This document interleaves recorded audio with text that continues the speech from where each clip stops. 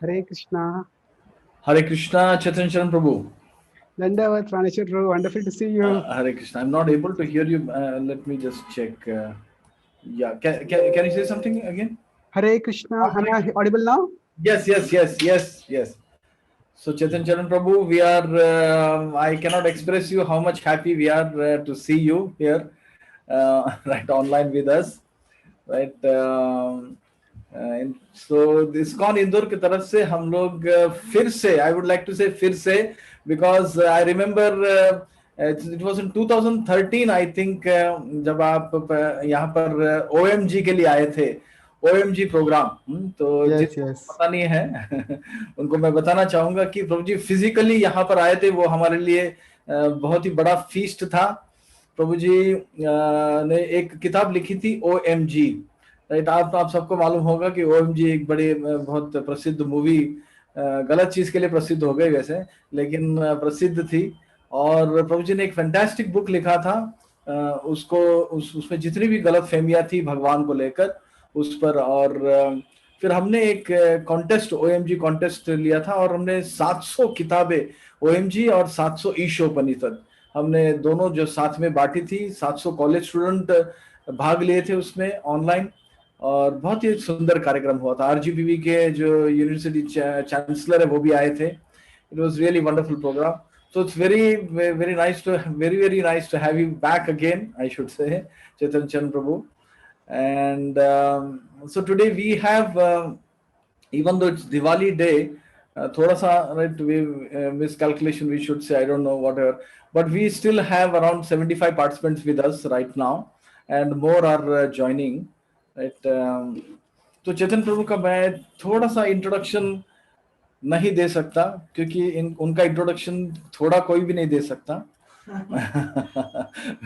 चेतन चरण प्रभु का इंट्रोडक्शन इतना फैंटास्टिक है कि एक सेशन उस पर भी हो सकता है। हाँ, तो मैं अगर विस्तार में देने लगा तो जो है लेक्चर का टाइम मैं ही खा जाऊंगा। लेकिन मैं एक ब्रीफ इंट्रोडक्शन प्रभु जी का देना चाहूंगा, चेतन चरण प्रभु का। तो चेतन चरण प्रभु जो है, शुरुआत उनकी उनका जो मेटेरियल एजुकेशन रहा है वो इलेक्ट्रॉनिक्स एंड टेलीकम्युनिकेशन इंजीनियर है, government college of engineering Poona से। और इंजीनियरिंग के बाद वो थोड़ी देर के लिए सॉफ्टवेयर इंजीनियर का बहुत ही अच्छे एक मल्टीनेशनल कंपनी में उन्होंने कुछ देर जो है वहाँ पर सेवा की। और GRE एग्जाम, सबको पता है GRE एग्जाम, उसमें टॉपर रहे प्रभु जी, टॉप रैंक रहे महाराष्ट्र में। और उसके बाद जैसे GRE टॉपर तो नॉर्मली सीधे कहीं ना कहीं US वगैरह जो है जाना चाहिए, लेकिन प्रभु जी, भगवान कृष्ण का प्लान कुछ और ही था प्रभु जी के लिए।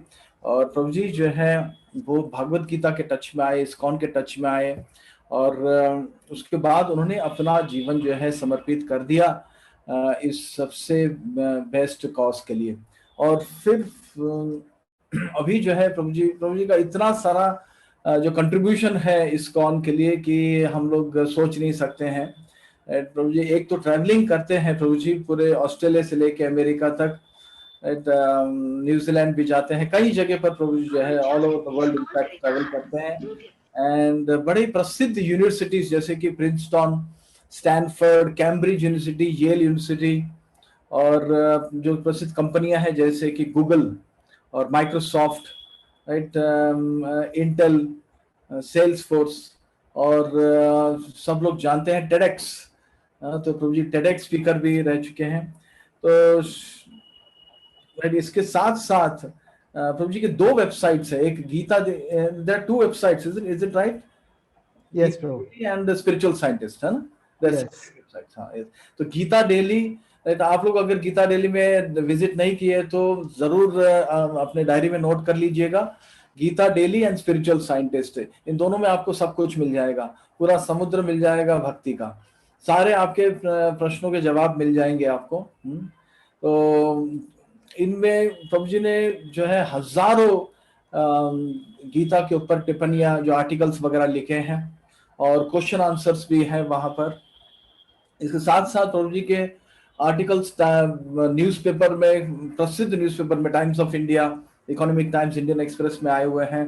और प्रभु जी जीबीसी का एक बॉडी है, जीबीसी को शास्त्रीय एडवाइस देने के लिए एक बॉडी है, शास्त्रीय एडवाइजरी काउंसिल, सैक कहते हैं, उसके मेंबर भी हैं प्रभु जी। और साथ साथ जो बैक टू गॉडेड है, राइट, उसके एसोसिएट एडिटर भी हैं, राइट। और बहुत सारी चीजें हैं, मैं सिर्फ संक्षेप में बोल रहा हूँ, राइट। प्रभु जी ने इसके अलावा जो 22 किताब है उसके उन्होंने वो ऑथर किए हैं, उन्होंने लेखक हैं 22 बुक्स के। उसमें से कुछ जो बुक्स है मैं Prabhu, that's enough, you know. Praneshwar Prabhu, don't embarrass me now. just 2-3 books I would like to if with your permission, the 2-3 books, why do we need a temple, और इसके अलावा OMG और leadership सूत्रस from Bhagavad Gita, right, GK for PK, right, the eye to see the eye, right. इतने सुंदर सुंदर titles हैं, right. तो बहुत सारे और बुक्स हैं। तो मैं राइट बड़े ही with all our heart on behalf of ISKCON Indore we would like to welcome Chetan Charan Prabhu to Indore for this program by loudly cheering 3 times. Hari Bol, Hari Bol, Hari Bol. And so we are very very happy to have you today. तो आज प्रभु जी जो है दामोदर लीला के पर बोलेंगे। जैसे मैंने कहा था आज ही के दिन दामोदर लीला हुई थी। तो अब मैं प्रभु जी से रिक्वेस्ट करूंगा कि वो आज का सेशन जो है शुरू करें।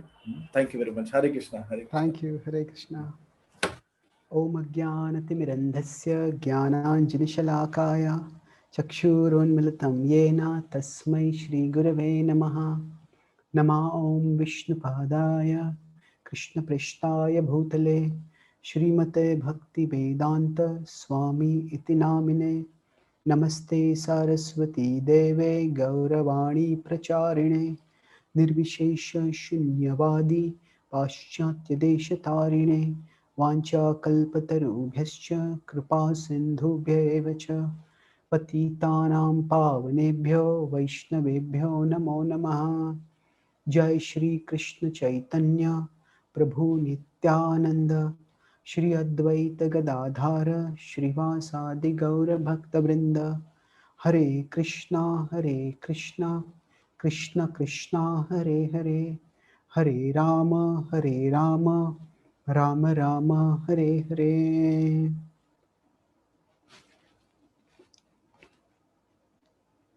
हरे कृष्णा।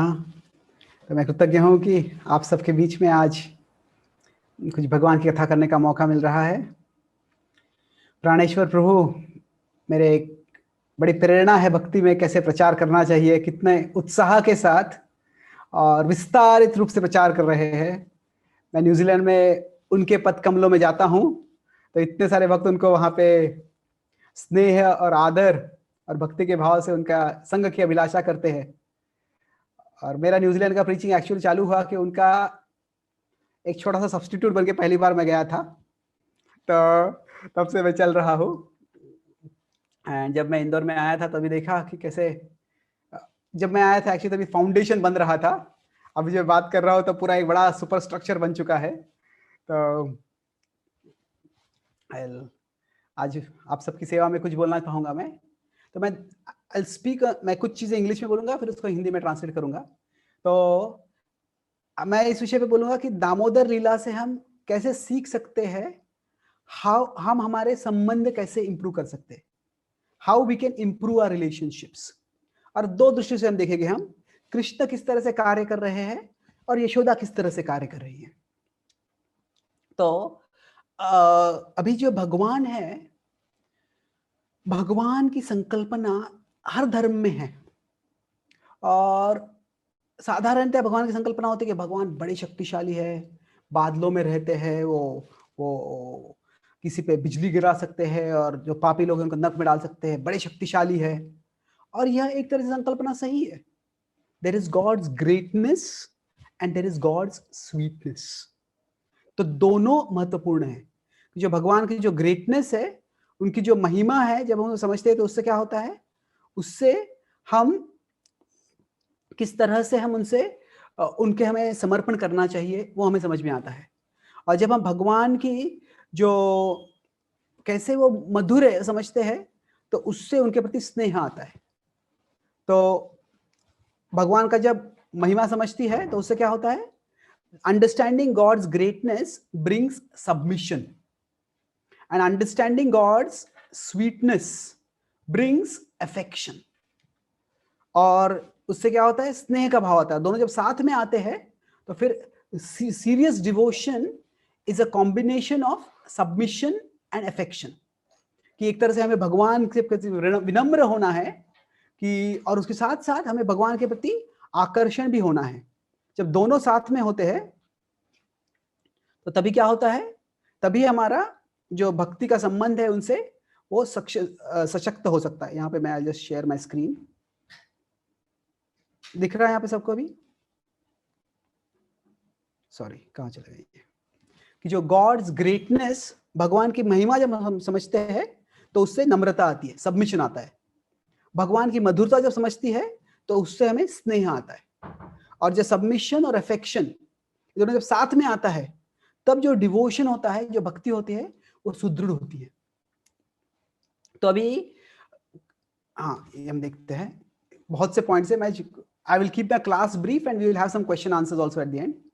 कि जब हम सॉरी कहाँ चले गए, कि भगवान की महिमा के बारे में सब धर्मों में बताया गया है, पर भगवान की मधुरता के बारे में जो है ना, वो बहुत ही कम धर्मों में बताया गया है। वो भक्ति की जो ट्रेडिशन है उसमें बताया है।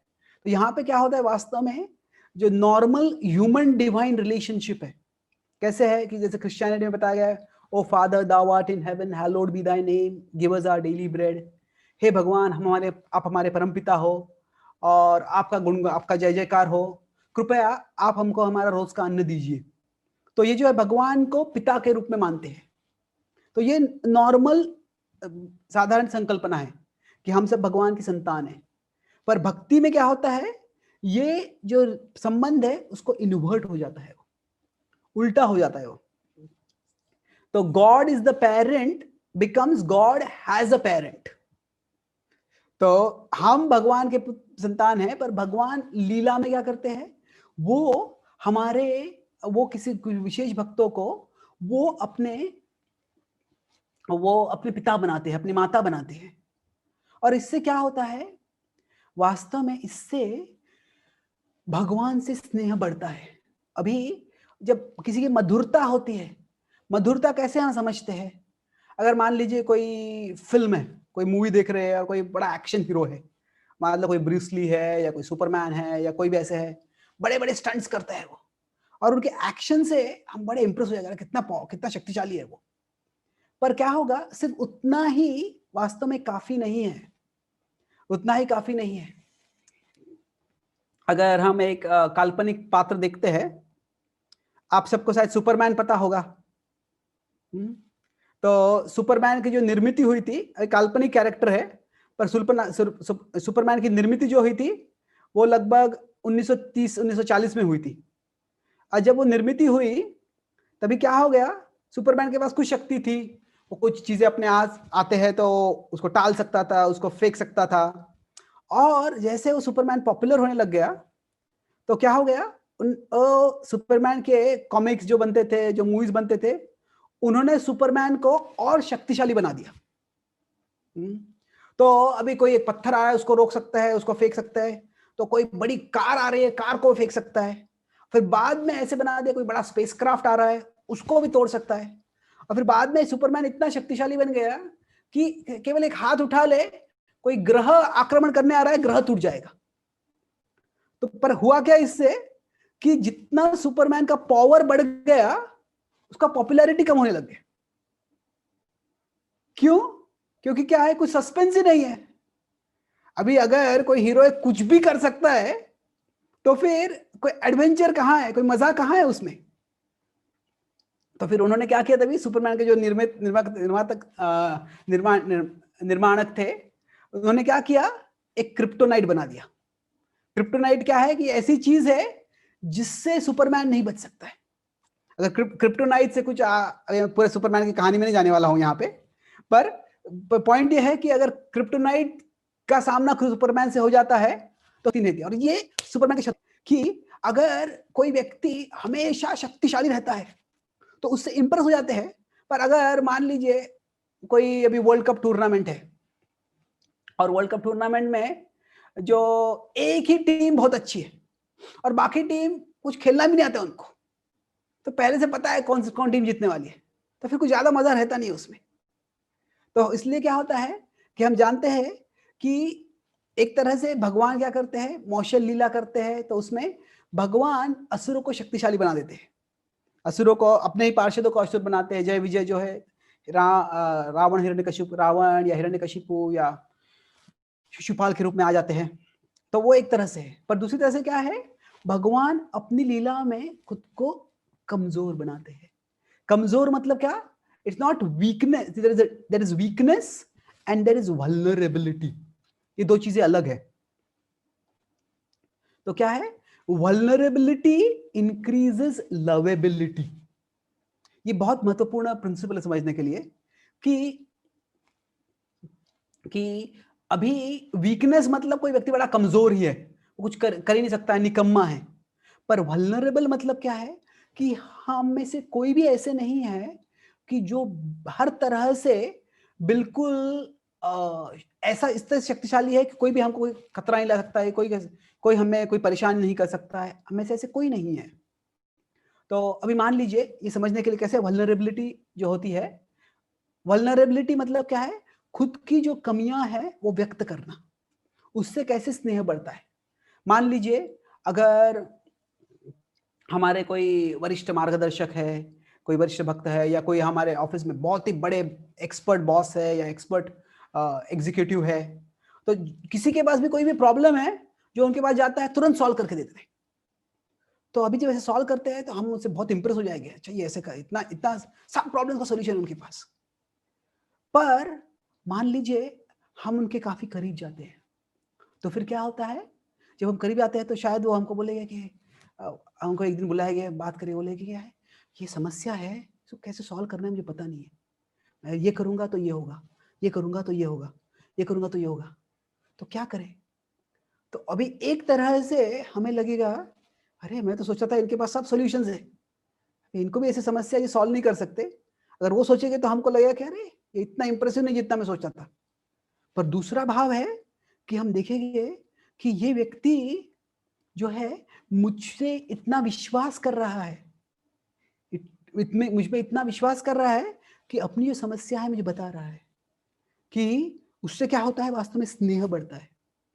कैसे हम जब जीवन में रहते हैं, हम जब जीवन में रहते हैं तो क्या होता है कि एक कॉम्पिटिटिव जगत है हमारा, और कंपटीशन में क्या होता है कि हर व्यक्ति दूसरे व्यक्ति की कमजोरियों को जान के उसका दुरुपयोग करना चाहता है, उसका उपयोग या दुरुपयोग करना चाहता है।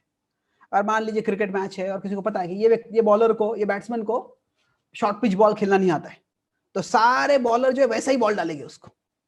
तो क्या है, जो किसी की कमी होती है तो दूसरे उसका कमी का उपयोग करने का प्रयास करते हैं। इसीलिए साधारणतया हम हमारे जीवन में हमारे कमियों को हम छिपा के रखते हैं, और एक व्यवहारिक रूप से ये जरूरी है। मान लीजिए कोई बॉक्सिंग मैच है, तो बॉक्सिंग में दो व्यक्ति लड़ रहे हैं, और पहले से मान लीजिए एक बॉक्सर को जख्म है अपने जॉ पे, जबड़े पे, तो और वहां पे उसको कोई मारता है तो दर्द होता है उसको बहुत। तो अगर एक बार वैसे मार लेता है तो दर्द होता है, फिर भी वो अगर दर्द दिखाता नहीं है, वो दर्द दिखाएगा तो क्या होगा, बार बार दूसरा प्रतिस्पर्धी वहीं पे मारेगा, तो वो कमजोरी होगा तो दिखाएगा नहीं। वो जब भीम और दुर्योधन में एक बार अंतिम युद्ध होता है, तो एक बार दुर्योधन भीम को इतना जोर से प्रहार करते हैं कि वो ऐसा प्रहार होता है कि मान लीजिए कोई पहाड़ होता टूट जाएगा उससे, और भीम को बड़ा जख्म हो जाता है उससे, पर भीम बिल्कुल दिखाते नहीं है। और वो देख के दुर्योधन आश्चर्यचकित होता है, ये कैसा शत्रु है, कुछ भी हुआ नहीं उसको। अगर उस समय भीम ने कोई कमजोरी दिखाई होती तो दुर्योधन और आक्रमण कर देता था, और तभी शायद भीम हार भी सकते थे, पर तभी कमजोरी दिखाई नहीं, इसलिए दुर्योधन आश्चर्यचकित हो गया, दूसरे पीछे चला गया, उसने वापस आक्रमण नहीं किया, और उसमें थोड़ा सा समय मिल गया भीम को खुद को संभालने के लिए। तो एक तरह से hiding our weaknesses is necessary in a competitive world, कि हमारी जो कमजोरियां हैं उसको छिपाना एक तरह से जरूरी है जगत में, क्योंकि लोग उसका दुरुपयोग कर सकते हैं। पर हमेशा हम हमारी कमजोरियां छिपा के नहीं रख सकते हैं।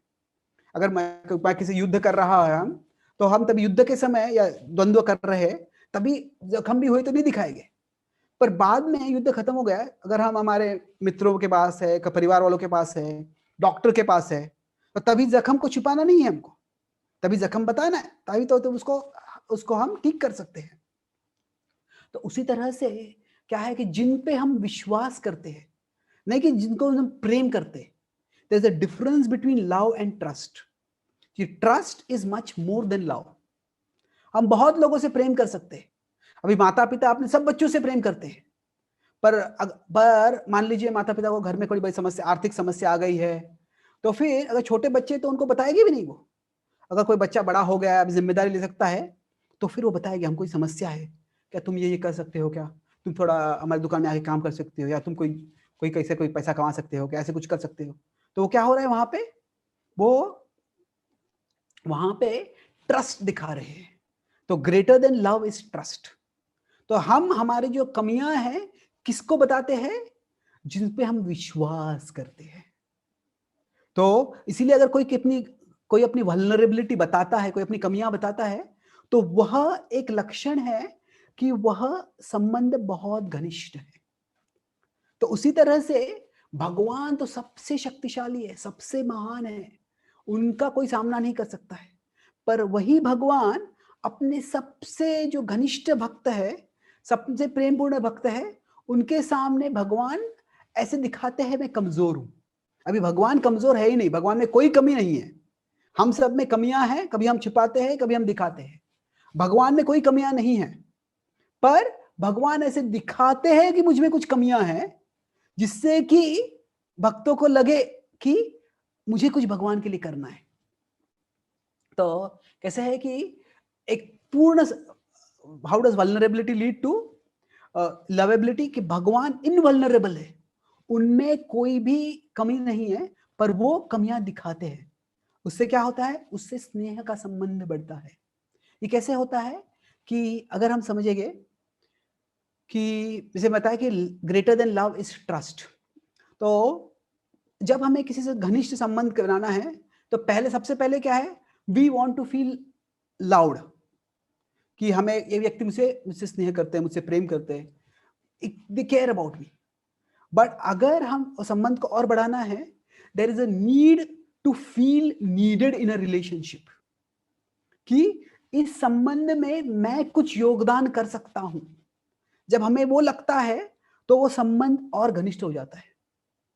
और अगर दूसरा व्यक्ति पूरी तरह से परिपूर्ण है, तो उनको हमारी जरूरत क्या है। तो अगर if we don't feel needed in the relationship can't go very deep. तो जब हमें लगता है कि मेरी जरूरत है यहाँ पे, तो फिर हम और जिम्मेदारी लेते हैं और हम अच्छी तरह से इन्वॉल्व हो जाते हैं। तो भगवान क्या करते हैं, वास्तव में भगवान को किसी की जरूरत नहीं है, पर जो घनिष्ठ संबंध है, जो गूढ़ संबंध है, उसमें क्या है, one aspect is the fulfilling the need to feel needed. तो वह भी भगवान पूरी करते हैं। कैसे पूरी करते हैं, वो खुद को एक तरह से कमजोर दिखाते हैं। तो यशोदा माई को लगता है कि अगर मैं कृष्ण को अन्न नहीं खिलाऊंगी तो कृष्ण भूखे रह जाएंगे, कमजोर हो जाएंगे, बीमार हो जाएंगे, कृष्ण मर भी सकते हैं। तो यशोदा फील्स नीडेड। कृष्ण को जब भूख लगती है तो कृष्ण खुद रसोई में जाके साधारणतः नहीं लेते, वो क्या करते हैं, यशोदा को जाके यशोदा के वस्त्र खींचते हैं। मुझे भूख लगी है। अभी कृष्ण उतने छोटे भी है, कभी कभी बोल भी नहीं पाते हैं, तो सिर्फ वो यशोदा की साड़ी खींच देते हैं, तो यशोदा समझ जाते हैं कृष्ण को भूख लगी है।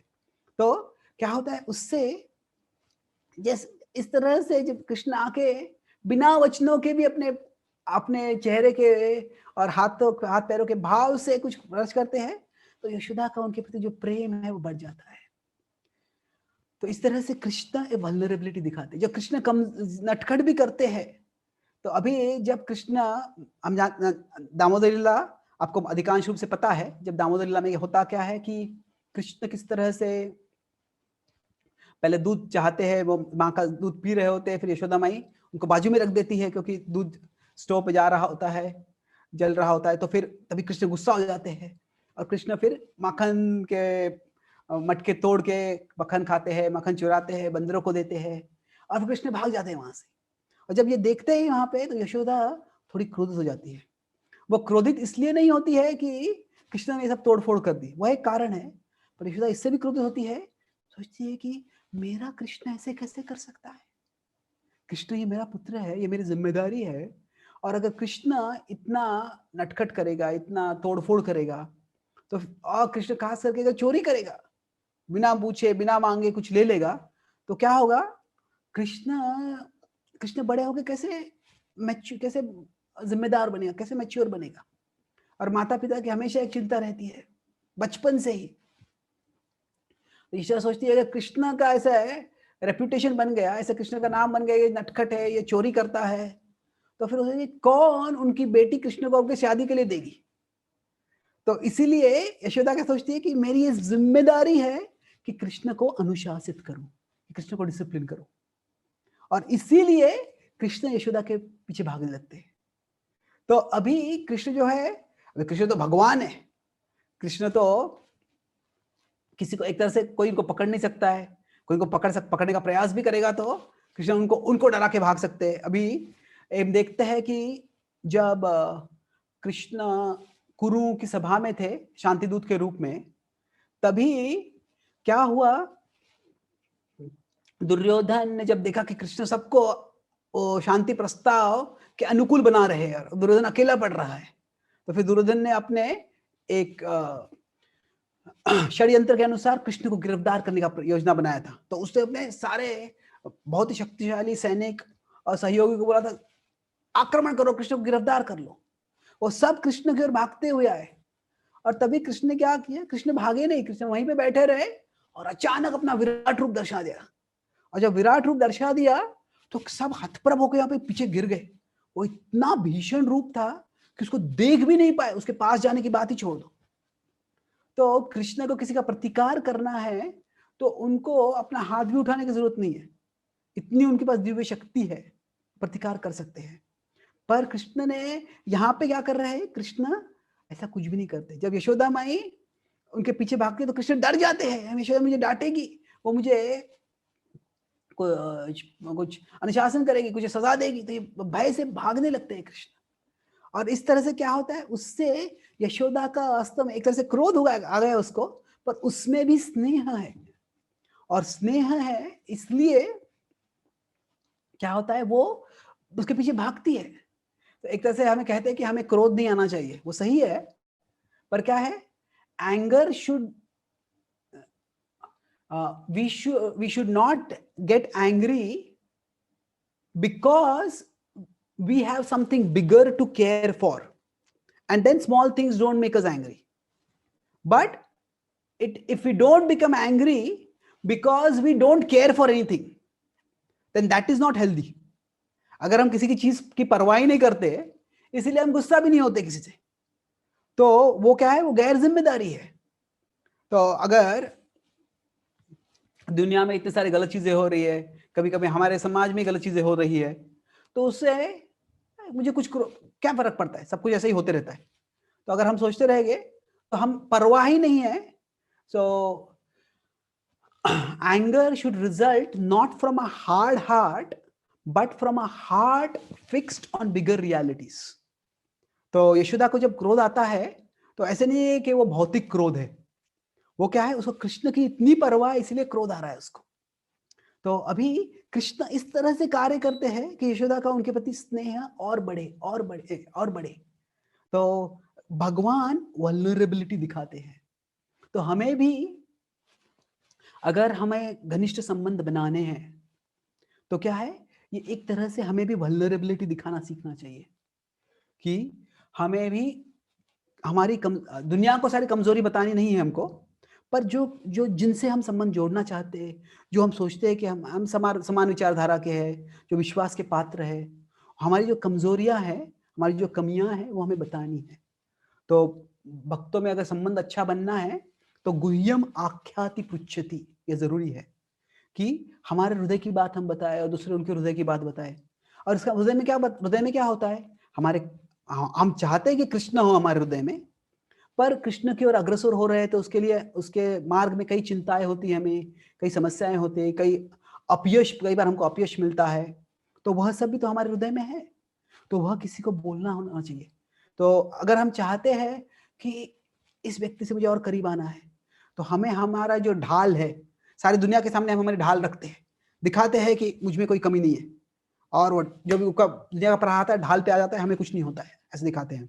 तो हमारे ढाल को हमें नीचे करना है। तो जितना हम अपनी वल्नरेबिलिटी दिखाएंगे, उतना हम दूसरों से और करीब आ सकते हैं। तो हम ऐसे नहीं कि आ जाएंगे, उसे करीब आने का मौका मिलेगा। तो भगवान भी स्वयं ये करते हैं कि वो अपनी, भले ही उनमें कोई कमियां नहीं है, पर वो कमियां दिखाते हैं, जिससे कि संबंध में और घनिष्ठता आए। तो ये एक दृष्टि से हुआ। मैं बोला 2 विषयों की चर्चा करूंगा मैं, कि अगर संबंध जोड़ना है तो कैसे होता है कि love can be one way, but a loving relationship has to be 2 ways. हम एक किसी से प्रेम कर सकते हैं, पर प्रेम में संबंध चाहिए, तो व्यक्ति ने भी प्रतिसाद करना चाहिए कुछ तरह से। तो कृष्ण किस तरह से खुद का प्रेममय रूप दिखाते हैं, उनका भगवान का स्वीटनेस मतलब क्या है? स्वीटनेस मतलब उनकी मधुर लीला है, पर मधुर लीला मतलब क्या है? मधुर लीला मतलब वो महिमा नहीं दिखाते हैं, वो और कुछ पहलू दिखाते हैं अपने चरित्र का। मैं कितना महान हूं, नहीं, मैं कितना प्रेम चाहता हूं, प्रेम में प्यासा हूं, भूखा हूं, भक्ति का भूखा, वो दिखाते हैं। अभी दूसरी ओर से जब हम संबंध जोड़ना है, तो हम दूसरी चीज क्या होती है कि यशोदा माई कैसे करती है, हमें जब संबंध जोड़ना है तो 2 चीजें हैं कि कोई भी रिश्ता है, कोई भी संबंध है, हम देख सकते हैं इसमें कि हम दूसरे व्यक्ति से कुछ अपेक्षा करते हैं, उसे एक्सपेक्ट करते हैं, और फिर दूसरा है कि हमें उनको एक्सेप्ट करते हैं कि आप जैसे हैं मैं उनको स्वीकार करता हूं, मुझसे आपसे कुछ अपेक्षा भी है, we expect and we accept. तो उसी तरह से क्या है कि जब कृष्ण वो हमें कुछ मौका दे रहे हैं उनकी भक्ति करने का, उनके करीब आने का, तो हमें क्या करना है उसके लिए? तो हमें क्या करना है? भक्ति में 2 भाव है कि एक तरह से हम कहते हैं हमें भगवान के शरण जाना है। तो अभी शरण जाना है मतलब क्या है कि शरण जाने के लिए बहुत सी चीजें हो सकती है। तो कभी-कभी हम सोचते हैं शरण जाना मतलब क्या है? हाथ ऊपर कर लो, जैसे द्रौपदी ने हाथ ऊपर कर लिए थे और वो शरण चली गई। जब उनका वस्त्रहरण होने का वस्त्रहरण का प्रयास कर रहे थे, तो उन्होंने हाथ ऊपर कर लिया और कृष्ण ने उनको असीमित वस्त्र दे दिया। तो वो एक प्रकार की शरणागति है, उसको हम कह सकते हैं डिपेंडेंस, कि हम भगवान पे निर्भर हो जाते हैं। पर अगर हम भगवत गीता में देखते हैं, भगवत गीता में कुछ और हो रहा है। भगवत गीता में अंत में कृष्ण अर्जुन से कहते हैं कि आप शरणागत आ जाओ, मेरे हो जाओ, मेरे सर्वधर्मान परित्यज्य मामेकम शरणम व्रज, कि आप मेरी शरण में आ जाओ। और अर्जुन भी कहते हैं हाँ मैं आपकी शरण में आता हूं, करिष्ये वचनम तव। 66वें श्लोक में 18वें अध्याय के बोलते आप शरण में आ जाओ। 7 श्लोक बाद बोलते हाँ मैं आ जाऊंगा, करिष्ये वचनम तव, जो आप बोलेंगे मैं ही करूंगा। और पर उसके बाद में क्या अर्जुन अपना हाथ ऊपर कर लेते हैं शरणागति में? नहीं, अर्जुन क्या करते हैं? अर्जुन अपना धनुष्य उठाते हैं। यत्र योगेश्वर कृष्णो यत्र पार्थो धनुर्धरः। कहां अर्जुन जो है धनुर्धर बन गए। गीता की शुरुआत में अर्जुन ने अपना धनुष्य बाजू में रख दिया था, विसृज्य सशरम चापम शोक संविघ्न मानसः, धनुष्य बाजू में रख दिया था, प्रभु ने धनुष्य भी वापस उठा लिया है। तो क्या है, अर्जुन की जो शरणागति है वो किस तरह से है? वो शरणागति इस तरह से है कि भगवान आप जो मुझे बताएंगे वो मैं करूंगा, वह शरणागति है। तो इसको हम कह सकते हैं डिलीजेंस। सो डिलीजेंस मतलब जो मेरी जिम्मेदारी है, जो मेरी सेवा है, बहुत अच्छी तरह से करूंगा मैं। तो जो भक्ति है, भक्ति में वास्तव में हमें दोनों चीजें जरूरी है। हमें एक तरह से शरणागति होनी है,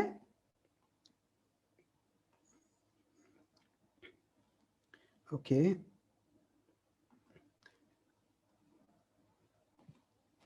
हमें क्या है कि जो डिवोशन है उसमें 2 पहलू है, डिपेंडेंस है और डिलीजेंस है। कैसे है? डिपेंडेंस मतलब भगवान पे निर्भर होना, डिलीजेंस मतलब मेरी जो शक्ति है उसके पूरे सामर्थ्य से मैं अपनी सेवा करूंगा। तो ये कैसे कैसे हम डिपेंडेंट भी रह सकते हैं और डिलीजेंट भी रह सकते हैं? कैसे है कि इसमें दो चीजें हैं। अगर कोई भी हम सेवा कर रहे हैं तो उसमें कुछ चीजें हमारे नियंत्रण में है और कुछ चीजें हमारे नियंत्रण में नहीं है। तो जो चीजें हमारे नियंत्रण में है उसके लिए हमें पूरा प्रयास करना चाहिए। तो वो है डिलीजेंस। और जो चीजें हमारे नियंत्रण में नहीं है वो हम भगवान पे निर्भर हो जाते हैं। वो क्या है? वो है डिपेंडेंस। मान लीजिए अगर अगर आप में से अभी कोई भक्ति सीख रहे हैं, बाद में आप भक्ति सीख लेते हो, आप भी प्रवचन भक्ति सिखाने लगते हो, प्रवचन देने लगते हो, तो आपको भी कुछ प्रशिक्षण मिलेगा तभी। तो मैं जब मैं 20-25 साल पहले जब पहले मैं प्रवचन देने लगा था तो मुझे किसी एक वरिष्ठ भक्त ने कुछ 10 पॉइंट्स बताए थे कैसे आपको प्रवचन देना चाहिए। तो आखिरी पॉइंट बताया था उसमें, डिपेंड ऑन कृष्णा, भगवान पे निर्भर रहो।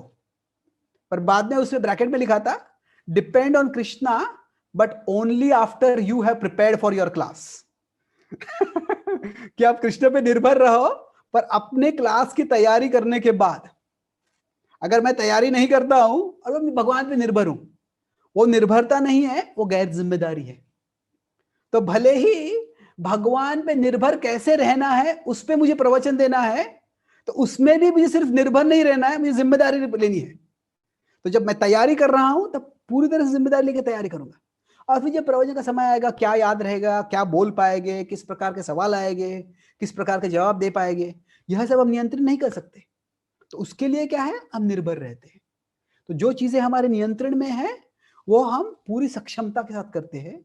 जो जिस चीज हमारे नियंत्रण में नहीं है वह उसके लिए हम भगवान पे निर्भर रहते हैं। और यही यशोदा का भाव है। यशोदा क्या करती है, पूरी शक्ति से वो सोचती है कि कृष्ण के प्रति मेरी कोई जिम्मेदारी है। क्या जिम्मेदारी है? कि कृष्ण एक छोटा नादान बालक है, उसको प्रशिक्षण देना है, उसको अच्छा जिम्मेदार व्यक्ति बनाना है मुझे, और उसके लिए कभी कभी मुझे उसको अनुशासन करना पड़ेगा। तो अभी अनुशासन करना इसलिए क्या, वो कृष्ण के पीछे भागती है और दौड़ती है, पकड़ने का प्रयास करती है और बड़े मुश्किल से वो पकड़ पाती है। और पकड़ पाती है तो इसमें सारा क्या है, वो डिलीजेंस दिखा रही है, अपना डिलीजेंस। और फिर बाद में जब पकड़ लेती है तो वो चाहती है कि क्या करे, कृष्ण को मुझे बांधना है।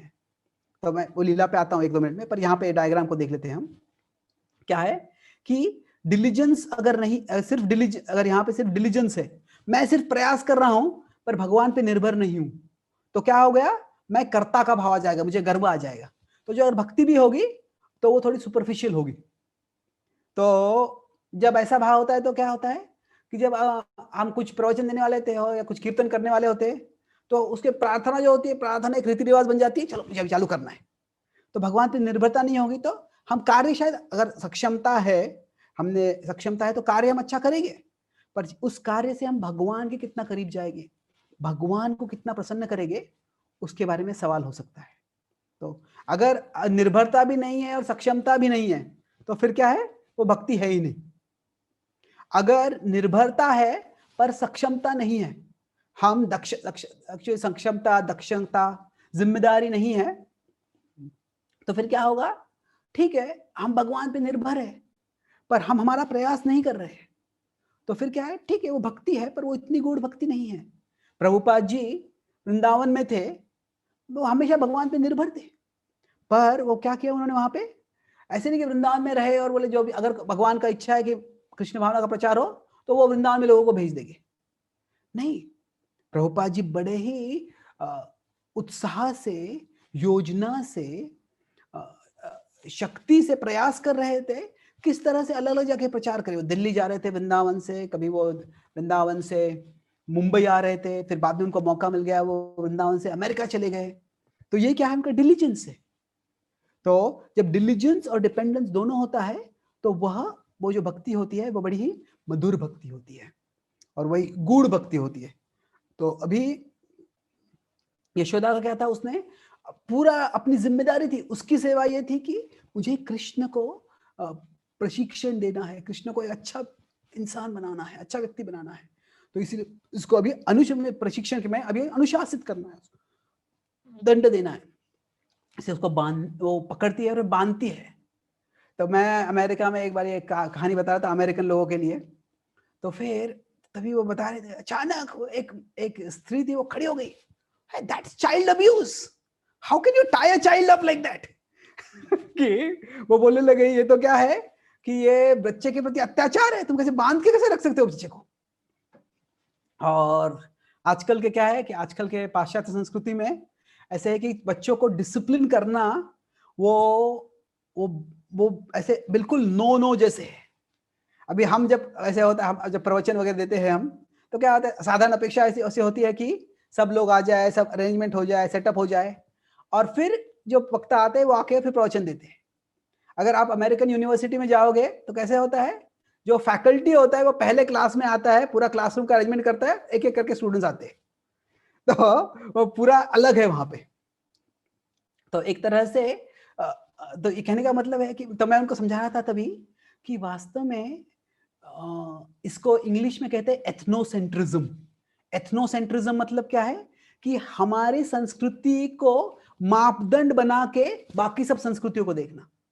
अगर हम सोचते हैं कि आजकल तो हम बच्चों को कोई बांधेंगे नहीं, तो बच्चों को बांधना बहुत गलत है। हाँ ठीक है, अनुशासन हमें नहीं करना चाहिए। कई बार ऐसे हो सकता है कि अनुशासन से बच्चों बहुत भयभीत हो जाते हैं, बहुत उनको कुछ मानसिक डैमेज हो सकता है, पर हम इस एक कार्य को नहीं दे सकते।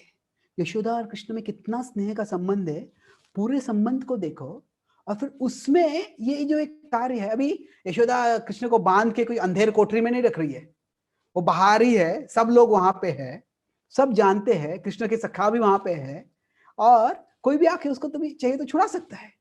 वो ऐसे नहीं है कि कृष्ण के बड़े कोई अत्याचार कर रही है, पर क्या है, जो अलग अलग लोगों की धारणाएं अलग अलग होती है। तो इसलिए हमें थोड़ा, जब हम कोई प्रचार भी करते हैं तो सेंसिटिविटी रहना चाहिए। मैं ऑस्ट्रेलिया में एक लेक्चर दे रहा था, और उसके बाद में वो लेक्चर के बाद में कीर्तन, मैंने पूरा कृष्ण भावना कैसे कैसे क्या होता है, कैसे आत्मा होती है, चेतना होती है, सब समझाया। और फिर बाद में वो एक ऑस्ट्रेलियन थोड़ी वृद्ध स्त्री आई थी, लगभग 50-60 साल की हो गई, वो बोले कि मुझे आपसे सवाल है। बोले क्या? कि जब आप ये शंख बजाते हैं तो सब ये पृथ्वी को चूमते क्यों है? तो हम सिर झुकाते हैं, उसको लगता है हम सब पृथ्वी को चूम रहे हैं। तो लोगों की क्या अलग अलग धारणाएं होती हैं। तो इसीलिए sensitivity means not just that we speak the truth, but we speak the truth in a way that attracts people to the truth. कि हमें सत्य बोलना है, पर सत्य इस तरह से बोलना है कि लोग को सत्य के प्रति आकर्षित हो जाए। और कभी कभी ऐसी चीजें हो गई उनसे बहुत उनका मन विचलित हो जाएगा, तो फिर वो उतना उन चीजों को इतना जोर देने की जरूरत नहीं है। तो मैंने उनको बताया कि ये उस संस्कृति में ये बिल्कुल गलत नहीं था, वो एक स्नेह का संरक्षण था और अनुशासन था उस समय। तो फिर बाद में कैसे यशोदा कृष्ण से प्रेम करती थी, वो अलग अलग प्रसंगों को समझाया, तो फिर उसका थोड़ा मन शांत हो गया उसके बाद में। पर जब अभी यशोदा कृष्ण को बांधने लगे तो क्या हो गया, वो जितनी भी रस्सी इस्तेमाल कर रही थी वो कम पड़ रही थी। और फिर तो यहाँ पे क्या हो गया, डिलीजेंस उसका था, अपना यशोदा पूरा प्रयास कर रही थी, पर पूरा प्रयास भी पर्याप्त नहीं था। और फिर तभी क्या हो गया, डिपेंडेंस आ गया। यशोदा पहले तो क्रोधित थी, और क्रोध से कि कृष्ण ऐसे कैसे कर सकते हैं, कृष्ण मुझसे इतना मुझे परेशान किया, पहले मटके तोड़ दिए, फिर भाग गया, मुझे इतना भगाया। पर जब वो बांधने का प्रयास कर रही थी, बांधे ही नहीं जा रहे थे, तो फिर धीरे धीरे क्या हो गया, वो क्रोध से आश्चर्य हो गया। The anger transform to astonishment, and the astonishment transform to appreciation, to admiration. ये कृष्ण कितना अद्भुत बालक है। आश्चर्य से विस्मय हो गया, विस्मय से आकर्षण हो गया। कृष्ण कैसा बालक है, कैसे बन नहीं रहा है। और जब वो इस तरह से वो एप्रिसिएशन आ गया, तभी कृष्ण प्रसन्न हो गए, और फिर कृष्ण ने खुद को बनने दिया। तो तो यशोदा जो हम कहते दो उंगलियां जो कम थी, तो जो एक उंगली जो है वो है हमारा डिलीजेंस, हम हमारा प्रयास करते हैं, और दूसरा उंगली जो है वो है डिपेंडेंस। तो हमें दोनों जो हम भगवान पे निर्भरता रहना है वो हमें जरूरी है, और हमें हमारा जो सेवा है वो भी करना जरूरी है। तो हम अगर प्रभुपाद जी के जीवन में देखते हैं, प्रभुपाद जी के जीवन में वो बहुत डिलीजेंट थे। 1922 में उनको उनके गुरुदेव से आदेश मिला कि आप कृष्ण भावना का प्रचार करो। प्रभुपाद जी पहले सोचते थे कि मैं जो उनके सन्यासी गुरु भाई है, मैं सन्यासी गुरुदेव है, उनको धन राशि दे के मदद करूंगा, इसलिए वो अपना बड़ा बिजनेस बनाने का प्रयास कर रहे थे। पर वो कुछ हुआ नहीं। प्रभुपाद जी बिजनेस में बहुत प्रयास कर रहे थे। कभी यहाँ पे उन्होंने प्लान चालू किया, यहाँ पे दुकान चालू किया, कभी कभी मुंबई में थे, कभी कलकत्ता में थे, कभी इलाहाबाद में थे, अलग अलग जगह पे थे, पर वो कुछ नहीं चला। तो फिर बाद में बहुत से प्रयास प्रभुपाद जी ने भारत में किए।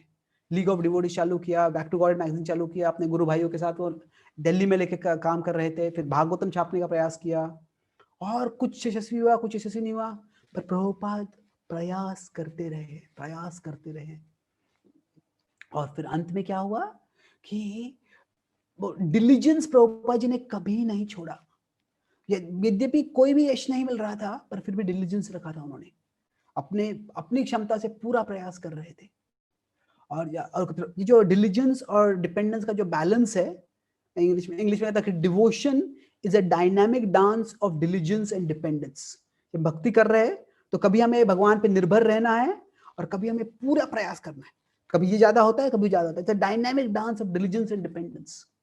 तो वहां हम प्रभुपाद जी जब अमेरिका में गए थे, तो वहां पे जो मार्की ने भागवत धर्म उन्होंने ग्रंथ लिखा है, उसमें प्रभुपाद जी का ये भाव हमें दिखता है। प्रभुपाद जी क्या कहते हैं कि जब वो आए हैं अमेरिका में, तो ऐसे नहीं कि प्रभुपाद जी के मन में एक पूरा मास्टर प्लान था क्या होने वाला है। एक विजन था, एक दृष्टि था कि अनेक मंदिर बनेंगे, अनेक भक्त होंगे, पर वो कैसे होगा वह उनको स्पष्ट नहीं पता था। प्रभुपाद जी कहते हैं यहाँ तक, आचे किच्छु कार्य तबे एई अनुमाने, नाहे के नो आनी बेन एई उग्र स्थाने। भगवान आपकी कोई योजना होगी, इसलिए आपने मुझे यहाँ पे लाया है। प्रभुपाद जी यहाँ तक शब्द इस्तेमाल करते हैं, अनुमाने। प्रभुपाद जी आपका कोई अनुमान, मेरा ये अनुमान है। अनुमान हम कहते हैं, अनुमान प्रमाण मतलब सारा अंदाजा लगाना, वो हम उसको बुरा मानते हैं। पर हमारे जीवन में क्या हो रहा है, हमें कैसे सेवा करनी है, प्रभुपाद जी भी यहाँ पे अनुमान कर रहे हैं। क्या इस भौतिक जगत में कैसे हमें आगे बढ़ना है, क्या करना है, वो स्पष्ट नहीं होता है कभी कभी। तो अनुमान है, तो अनुमान कर रहे। पर प्रभुपाद जी अंत में क्या कहते हैं कि वो अपनी निर्भरता व्यक्त करते हैं भगवान पे। वो कहते हैं कि हे भगवान, नचाओ प्रभु नचाओ से महते, काष्ठेर पुतली जता नचाओ से महते। वो कहते हैं कि जिस तरह से एक पुतली होती है जो नाचती है, वैसे आप मुझे नचाओ। पर इसके साथ साथ एक और महत्वपूर्ण चीज है कि वो कह रहे हैं कि आप ऐसे नहीं कि मैं बैठे रहूंगा, मैं नाचूंगा, पर आप मुझे नचाओ। और फिर प्रभुपाद जी इतने दक्षता से नाचे कि उनके आखिर 10 सालों में विश्व भर में 108 मंदिर बन गए, 70 ग्रंथ उन्होंने लिखे, 14 बार वो विश्व की परिक्रमा की, हजारों लाखों की संख्या में उन्होंने लोगों को भक्ति में प्रेरित किया। तो ऐसे एक अद्वितीय यश उनको मिला अपने आखिरी 10 सालों में। तो क्या है कि हमारे जीवन में कभी कभी हम सिर्फ ऐसे सोचेंगे कि मुझे यश ही मिलना चाहिए और नहीं मिल रहा है तो हम हताश हो सकते हैं। वो भौतिक जीवन में हो सकता है, अभी भक्तों का भौतिक जीवन भी एक तरह से आध्यात्मिक ही होता है, कि भौतिक जीवन में भी जो करते हैं उससे हम आध्यात्मिक जीवन में मदद हो सकती है। और हम जब भक्ति में प्रगति करने का प्रयास कर रहे हैं, शुद्धिकरण करने का प्रयास कर रहे हैं, प्रचार करने का प्रयास कर रहे हैं, तो उसमें कभी कभी हम कुछ करने का प्रयास करते हैं और यश नहीं मिलता है तो हम हताश हो सकते हैं। पर ऐसे नहीं कि भगवान हमें हमारी सेवा को ठुकरा रहे हैं, कि क्या है, हमें हमारे डिलीजेंस रखना है कि मैं अब पूरी क्षमता से मेरी सेवा करते रहूंगा। और कभी सेवा का यश अगर नहीं मिल रहा है तो डिपेंडेंस, कि ठीक है जब भगवान आपकी इच्छा होगी तब यश मिलेगा। तो इसका मतलब नहीं है कि हम हमारी बुद्धि का इस्तेमाल नहीं करेंगे। अगर जैसे प्रभुपाद जी ऐसे नहीं कि जिंदगी भर वो भारत में प्रचार करते रहे। उनके गुरुदेव ने कहा था कि अगर कोई प्रवचन सुनने नहीं आएगा तो दीवार को प्रचार करो। पर प्रभुपाद जी ने ऐसे नहीं सोचा कि मैं वृंदावन में दीवार को प्रचार करते रहूंगा। तो वह एक भाव है कि दीवार को प्रचार करो, मतलब नहीं कि सिर्फ दीवार के सामने बैठ के प्रचार करो। मतलब कोई नहीं आए तो आप हताश मत हो जाना, आप जो है भगवान का संदेश बताते रहो। तो प्रभुपाद जी का डिलीजेंस ये था कि ठीक ये नहीं, ये योजना नहीं हुई, बैक टू गॉड से कोई इतना लोग रुचि नहीं रहे तो कुछ और करते, लीग ऑफ डिवोटीज चालू करते। लीग ऑफ डिवोटीज नहीं हो रहा है तो ये चालू करते, भारत में कुछ नहीं हो रहा तो अमेरिका जाते हैं। तो प्रभुपाद जी अलग अलग युक्तियां कर रहे थे। और भगवान की जब योजना थी तो जो उनकी जो जो योजना थी, जो उनकी जो युक्ति थी, यशस्वी हो गई। तो अभी यशोदा जब कृष्ण को बांध रही थी, तो कब कृष्ण बंधे जाएंगे यशोदा को पता नहीं था, पर यशोदा अपना प्रयास कर रही थी। और वो कृष्ण को नियंत्रण करने का प्रयास नहीं था, वो कृष्ण का सेवा था, उनकी जिम्मेदारी, उनके संबंध में उनकी जो जिम्मेदारी थी उनके प्रति। तो हमारी भी ऐसी सेवा होती है कि कभी कभी हमारी जिम्मेदारी है, हमारी सेवा है, हम करते रहते हैं। और भगवान की इच्छा के अनुसार, भगवान की कृपा के अनुसार, जब वो दूसरी रस्सी का जगह भी खत्म हो जाएगा, हमको भगवान पे निर्भर रहेंगे, तो जो जो डिपेंडेंस और डिलीजेंस, उन दोनों से क्या होगा, हमको फिर डिवोशन, भक्ति का फल मिलेगा। अंतरंग रूप से हम संतुष्ट हो जाएंगे, बाह्य रूप से हम भक्ति दूसरों को दे पाएंगे। तो इस तरह से हम हमारी दृष्टि से डिपेंडेंस और डिलीजेंस दोनों रख के भी हम भगवान के प्रति और आकर्षण जागृत करके उस संबंध में हम आगे बढ़ सकते हैं। तो सारांश में आज मैं चर्चा की किस तरह से दामोदर लीला से हम देख सकते हैं कि भगवान और भक्त में कैसे संबंध घनिष्ठ होता है, और उससे हम क्या सीख सकते हैं, कैसे संबंध घनिष्ठ बना सकते हैं। तो सबसे पहले देखा कि कैसे कि भगवान सर्वशक्तिशाली है, तो भगवान की महिमा है और उनकी मधुरता है। महिमा से क्या होता है, नम्रता आती है, और उनकी महिमा समझने से नम्रता आती है, उनकी मधुरता समझने से स्नेह आता है, और नम्रता और स्नेह दोनों मिलके क्या होता है, सुदृढ़ भक्ति होती है। तो फिर अभी भगवान की मधुरता समझना मतलब क्या है कि भगवान अपनी वल्नरेबिलिटी दिखाते हैं। सुपरमैन जब सब कुछ कर सके तो फिर क्या, उसका पॉपुलैरिटी कम हो गया। तो भगवान तो सब कुछ कर सकते हैं, भगवान में कोई कमियां नहीं है, पर भगवान ऐसे दिखाते हैं उनमें कमियां हैं जिससे कि स्नेह बढ़ सके। कि जब कोई हम किसी प्रेम करते हैं, अच्छी बात है, पर हम किसी विश्वास करते हैं तो फिर तभी हम हमारी कमियां उनको दिखाते हैं, और फिर वो हमको कुछ मदद कर सकते हैं। तो नीड टू बी नीडेड जो है, when that is fulfilled in a relationship, the relationship become much stronger. तो भगवान वो ऐसे करते हैं, कैसे अब खुद को एक छोटे से असह्य बालक के रूप में दिखा के वो यशोदा को जो है यशोदा का उनके साथ संबंध जो है और घनिष्ठ बनाते हैं। और जब कृष्ण नटखट भी करते हैं तो यशोदा सोचती है कि मुझे कृष्ण को अनुशासित करना ये मेरी जिम्मेदारी है, और इसलिए वो कृष्ण के पीछे भागती है। तो हमें भी अगर संबंध वैसे घनिष्ठ बनाना है तो हमें क्या है, हमारी जो ढाल है उसको नीचे करना है, और हमारी कमियां जो है उसको गुह्यम आख्याति पृच्छति के रूप में एक दूसरे को बताना है। और दूसरा है कि हम देखिए यशोदा की दृष्टि से जब वो सेवा कर रही है तो हम जो है डरने के लिए डर नहीं जाए, हम जब भक्ति करते हैं तो भक्ति में क्या है, डिपेंडेंस है और डिलीजेंस है। जो हमारी शक्ति में है पूरी क्षमता से करना है, जो हमारी शक्ति में नहीं है वो दूसरों के प्रति, वो भगवान के प्रति छोड़ना है। तो उस तरह से हम करते हैं तो द्रौपदी अपने हाथ ऊपर के शरण जाती है, जो अर्जुन है वो अपना धनुष ऊपर करके शरण जाते हैं। तो यशोदा पूरा प्रयास करती है और फिर कृष्ण को पकड़ पाती है, और फिर बाद में बांध पाती। बांधने के संबंध में बताया कैसे किस तरह से लोगों का अलग अलग सांस्कृतिक परिभाषाएं होती है। तो हमें इस तरह से प्रचार करना है कि न केवल सत्य बताना है, पर सत्य बताना इस तरह से कि लोग सत्य की ओर आकर्षित हो जाए। और प्रभुपाद जी भी किस तरह से उनके जीवन से निर्भरता और समर्पण दोनों दिखाते हैं, और भक्ति जो है दोनों के साथ में होती है। तो अगर हमें कोई यश नहीं मिल रहा है तो हताश नहीं होना है, हमें हमारा समर्पण बनाए रखना है, और जब भगवान की कृपा होगी तो फिर वो जो हमें यश मिलना है वह यश भी मिल जाएगा। तो बहुत बहुत धन्यवाद। हरे कृष्णा। हरे कृष्णा चित्रचंद प्रभु। हरे कृष्णा। हरे कृष्णा प्रभु। I don't know how to express our gratitude for this. Right, we are speechless with your session. So मैं प्रभु जी से ये बोल रहा था कि कैसे हम धन्यवाद करें प्रभु जी का, हमें ये समझ में नहीं आ रहा है। तो पहली बात तो ये है कि जो टॉपिक भी प्रभु जी ने जो लिया है वो बहुत ही अनोखा टॉपिक है। ये मैंने अभी आज तक जो है ऐसा, this is like more like jewel like lessons from the Damodar Lila. या फर्स्ट क्लास, बहुत ही फर्स्ट क्लास आइडियाज प्रभु जी के जो एक्सप्लेनेशन है दामोदर लीला के विषय में। इनफैक्ट ये मुझे ज्यादा अच्छा लगा। ये दामोदर लीला सब लोग जानते हैं, लेकिन दामोदर लीला के पीछे जो तत्व है वो जो है इतना क्लियर अंडरस्टैंडिंग, इनफैक्ट मैं जब सुन रहा था तो डिलीजेंस शब्द का मुझे वो मीनिंग मालूम नहीं था, तो मैंने देखा कि डिलीजेंस शब्द का मतलब क्या है। तो diligence is like careful work, हाँ, careful work, something like that, carefully put effort. तो बहुत ही परफेक्ट शब्द प्रभु जी ने जो है यूज किए हैं।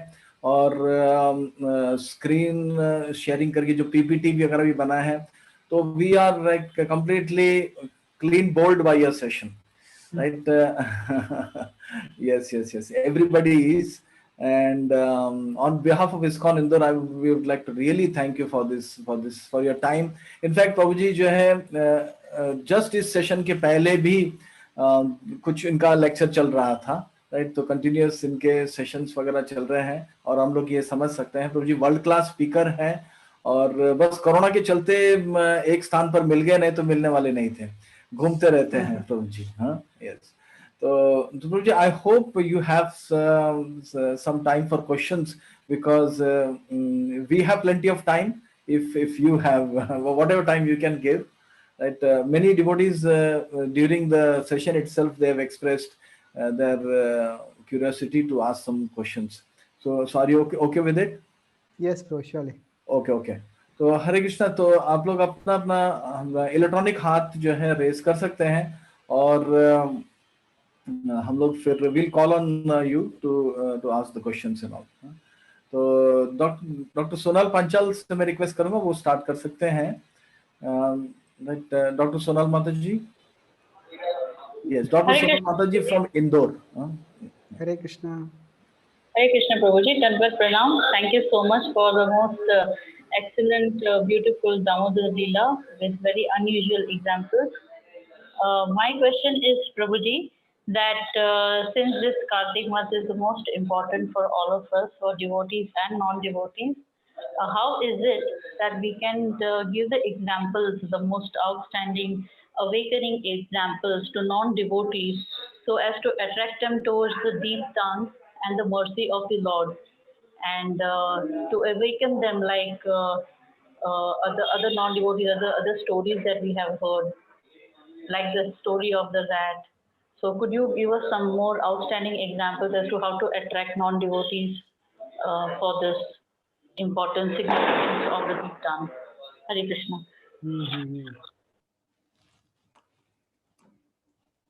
Just a minute and find something. Okay.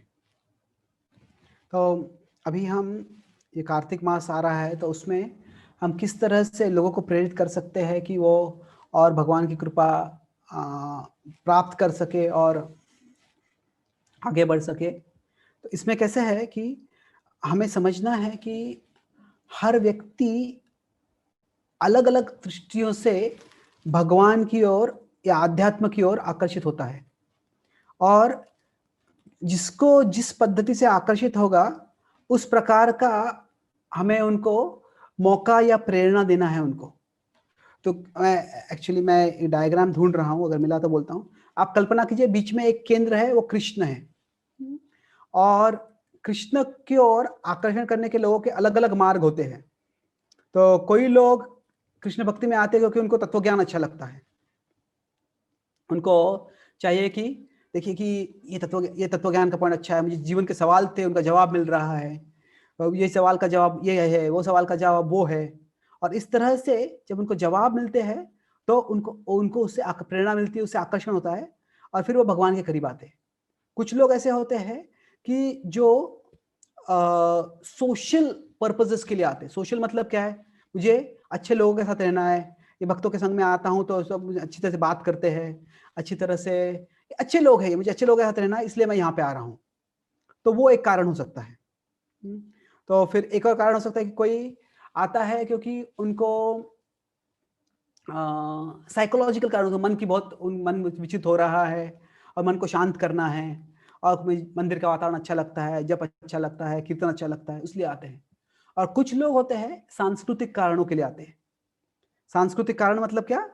कि उनको जब मंदिर में जाके वो पूजा देखते हैं, अर्चना देखते हैं, वो उनको मंदिर का जो कीर्तन होता है, कैसे आभूषण है, कैसे डेकोरेशन है, तो उनको वो आकर्षित लगता है। तो कैसे है कि अलग अलग लोग जो है अलग अलग कारणों से भगवान की ओर आते हैं, और जो व्यक्ति जिस कारण से आकर्षित हो रहा है, अगर उस कारण को हम और जोर देंगे, उस कारण को और हम समझाएंगे, तो फिर क्या होगा, वो व्यक्ति को और प्रेरणा मिलेगी आने को। पर अगर हम जो व्यक्ति को जिस चीज में कोई आकर्षण है नहीं, उसके बारे में और बताएंगे, तो उसका वास्तव में उससे रस चला जाएगा। तो जो बौद्धिक स्तर पे आकर्षित होकर भगवान की ओर आ रहे हैं, अगर उनको आप बताएंगे अरे ये महीना बहुत महत्वपूर्ण है, महीना में और जप करो, ये करो, वो करो, अरे ये क्या है, आप रीति रिवाज बता रहे बहुत ज्यादा, मुझे बहुत ज्यादा हो गया ये, मैं भक्ति कर रहा हूं ना, मुझे अच्छे से भक्ति कर रहा हूं, मैं ये कर रहा हूं, वो कर रहा हूं।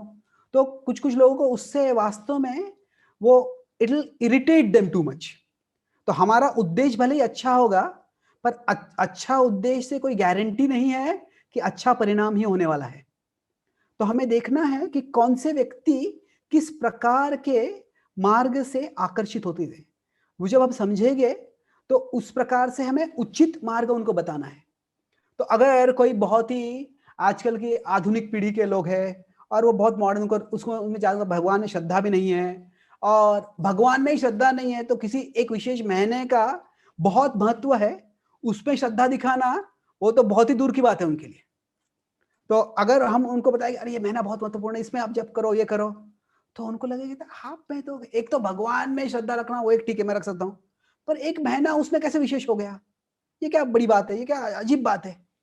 तो मैं ऐसे नहीं बता रहा हूँ कि ये मैं अभी जो जवाब दे रहा हूँ बिल्कुल अलग दे रहा हूँ जो आपकी जो अपेक्षा है उससे, मुझे भी पता है ये, पर मैं इसलिए जवाब दे रहा हूँ क्योंकि मुझे पिछले एक महीने में बहुत से भक्तों ने ये सवाल पूछा है कि we are fed up with the pressure to increase our devotion, कि हम तंग आ चुके हैं।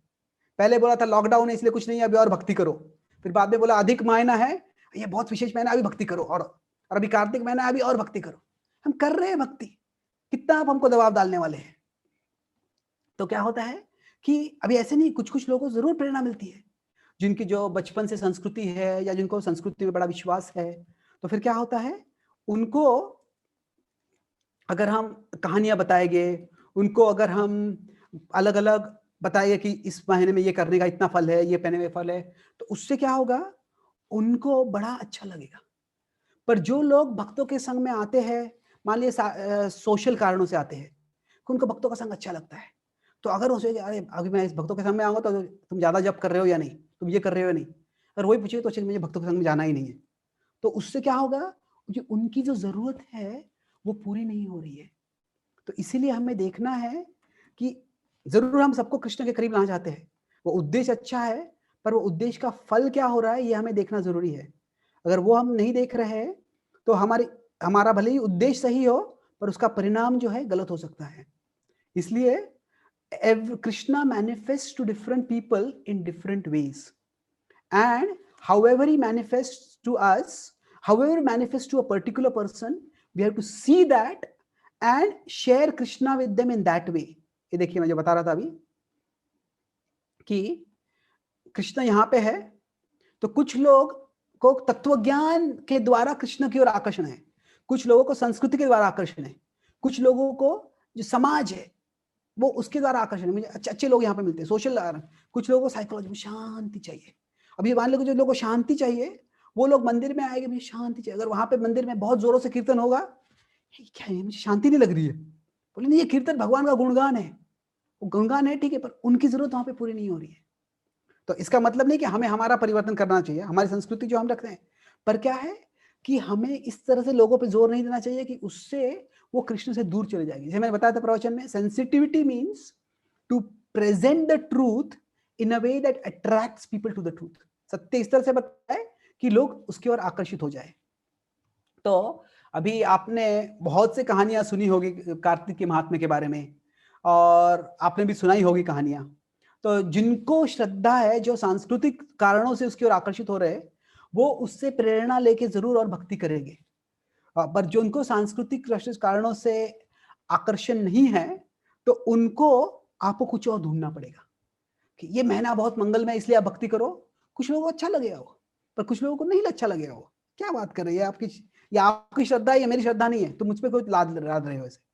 तो हमें बुद्धिमत्ता से इस्तेमाल करना है कि इस व्यक्ति को कृष्ण की ओर मैं किस तरह से आकर्षण कर सकता हूं, और वह उन्हें हमें देना है।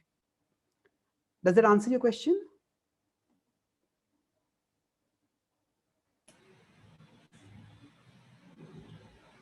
Yes, Prabhuji. Thank you so much, Prabhuji. It's Thank a very you. broad perspective. Thank you, Hare Prabhuji. Krishna. Hare Krishna. Perfect questions and perfect answers. Hare Krishna, Prabhu. Thank you very much, Chaitanya Chandra Prabhu. So now I would like to request Madhu Mangal Prabhu from ISKCON Gwalior. Prabhu, you would have noticed ISKCON Gwalior में can you spotlight please? Yeah. So ISKCON Gwalior में बहुत सारे भक्त वृंद जो है बैठे हुए हैं, राइट, और जो है वो देख रहे हैं. You can see lot of devotees are sitting around, है ना? Wonderful. हरे कृष्ण. मधु मंगल प्रभु. हरे कृष्ण प्रभु जी. यस. तो कुछ अगर ISKCON ग्वालियर से क्वेश्चंस है, अभी एक दो क्वेश्चंस है तो ISKCON ग्वालियर से लेंगे हम लोग. यस प्रभु जी. यस प्रभु जी. हाँ प्लीज, या प्लीज गो अहेड. हरे कृष्ण. आवाज आ रहा है प्रभु जी? आ रहा है, आवाज आ रहा है. Nikhil. Hare Krishna. Prabhuji, I have a question. बोलिए.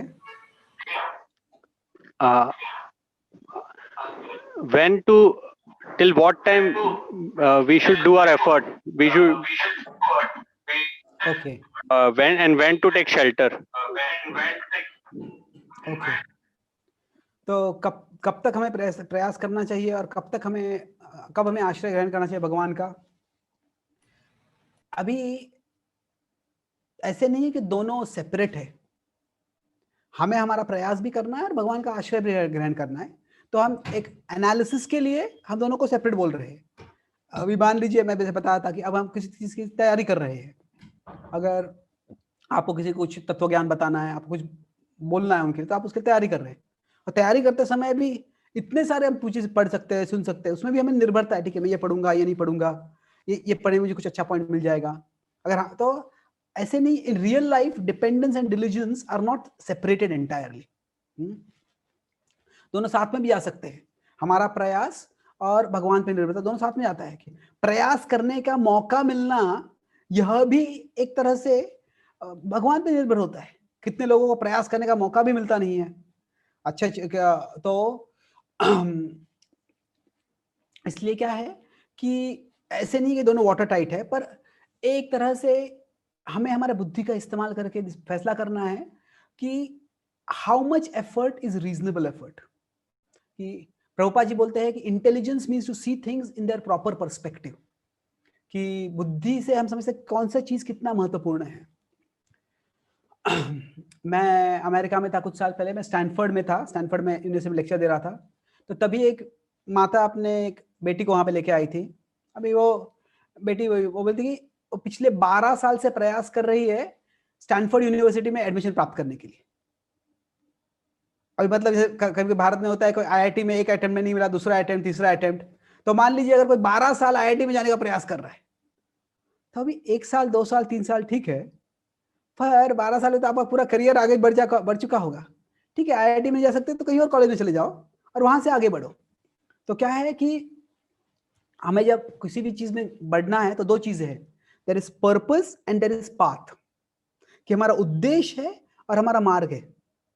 तो कभी कभी एक मार्ग से हम प्रयास करते हैं और उससे आगे नहीं बढ़ रहे हैं, तो फिर हमें उद्देश्य नहीं छोड़ना है, पर शायद दूसरा मार्ग लेना पड़ेगा. जैसे नदी होती है, नदी को सागर के हमेशा जाना होता है. तो नदी का प्रवाह होता है, बीच में एक बड़ा पत्थर आ गया, बड़ा पहाड़ आ गया, तो नदी क्या करती है, कभी कभी वो पत्थर को इतना टकराते रहती है कि पहाड़ उसमें से एक रास्ता निकल जाता है.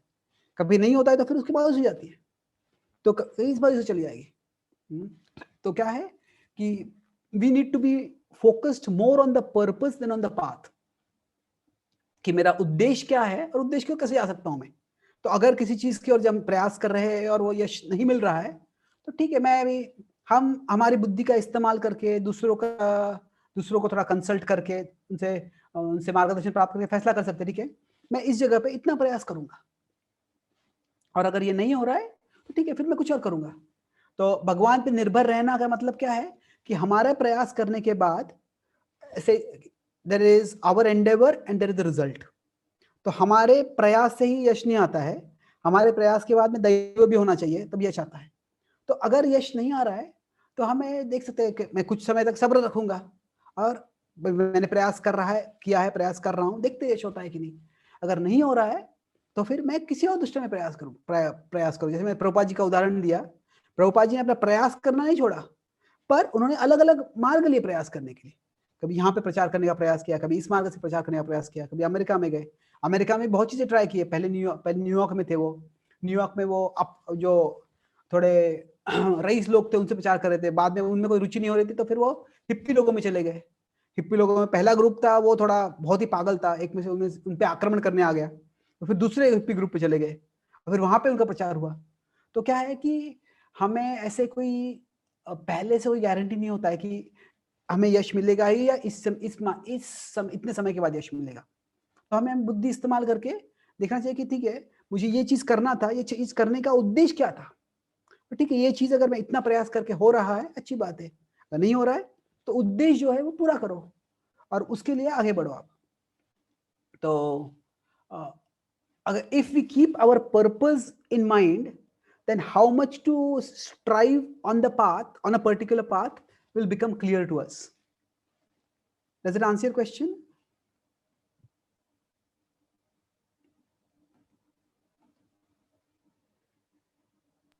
Yes, Prabhuji. Thank you very much. Hare Krishna. Hare Krishna. Any other question from Gwalior? Madhumangal Prabhu?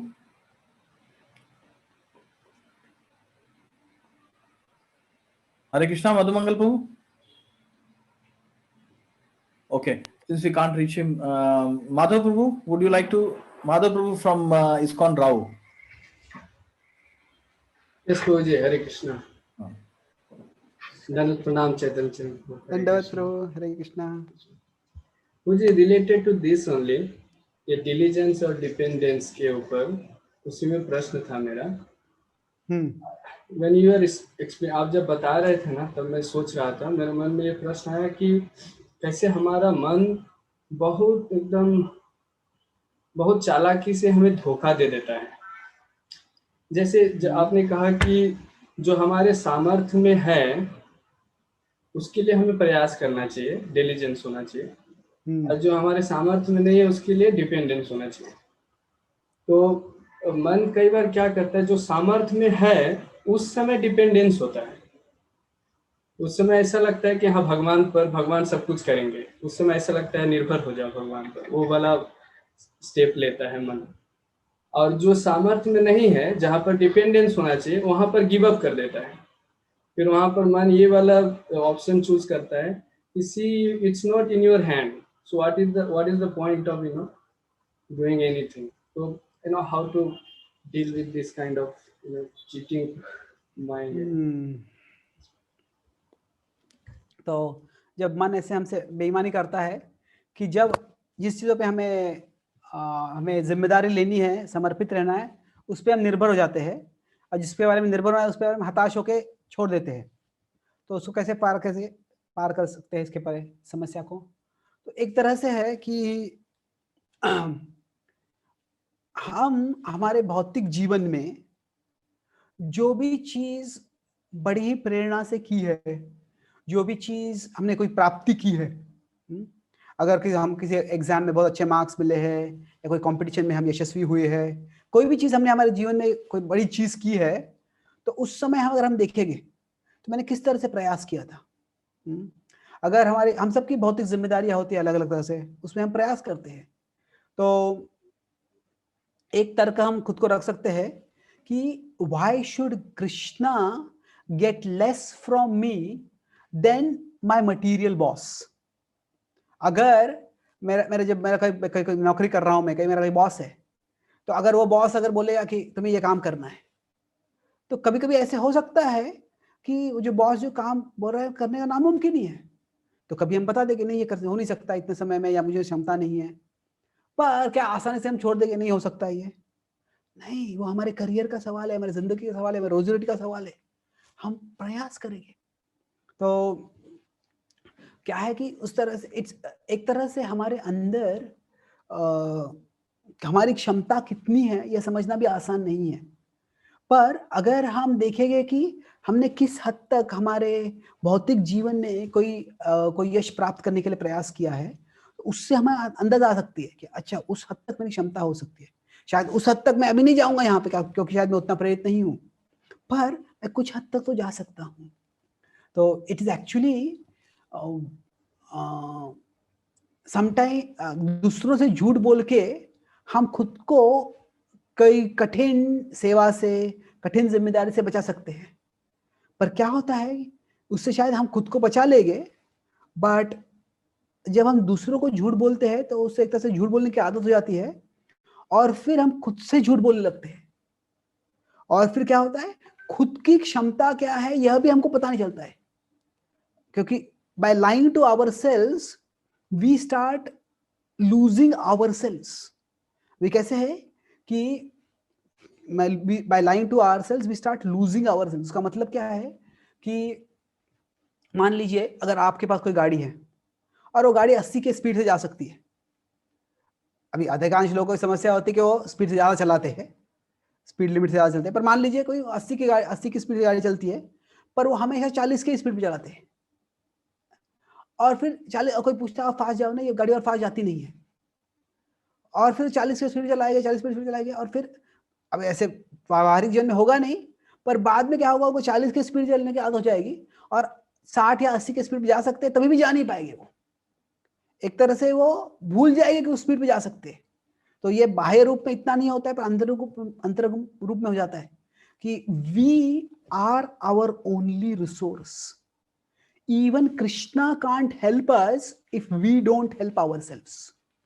कि सबसे हमारा not our only, we our first and foremost resource. कि सबसे पहला जो हमारा रिसोर्स है, हमारा जो औजार है, वो हम खुद है।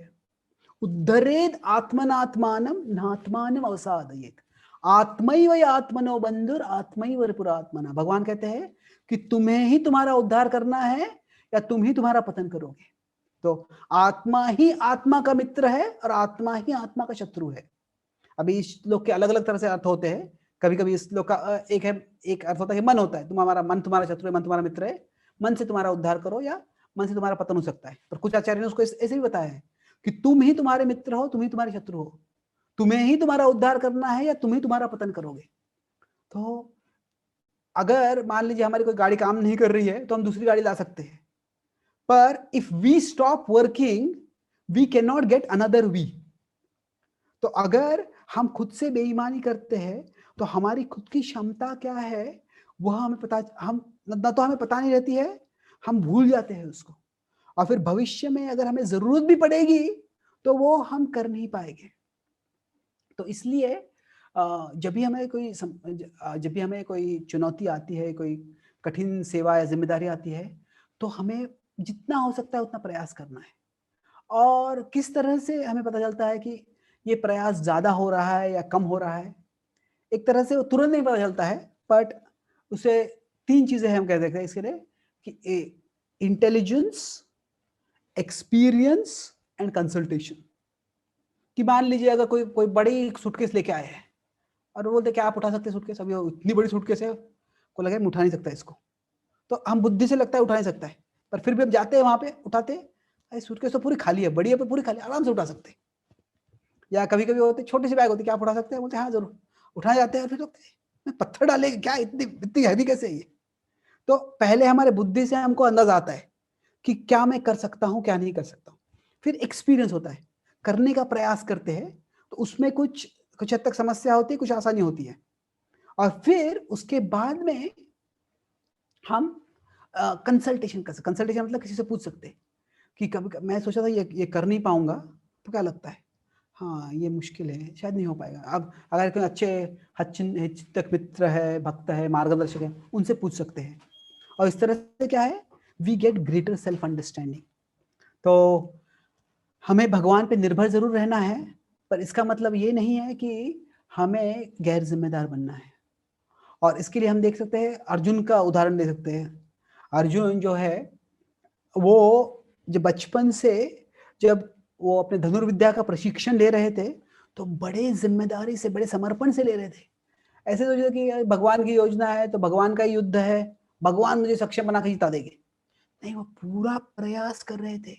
हम जानते एक कारण उनका नाम गुड़ाकेश बन गया था, क्योंकि वो दिन भर सीखते थे और द्रोणाचार्य से, जो सीखते थे वो रात भर प्रयास करते थे, बहुत कम सोते थे अर्जुन। इसलिए उन्होंने नींद पे जीत ली है, जीत प्राप्त की है, ऐसा उनका गुड़ाकेश नाम हो गया था।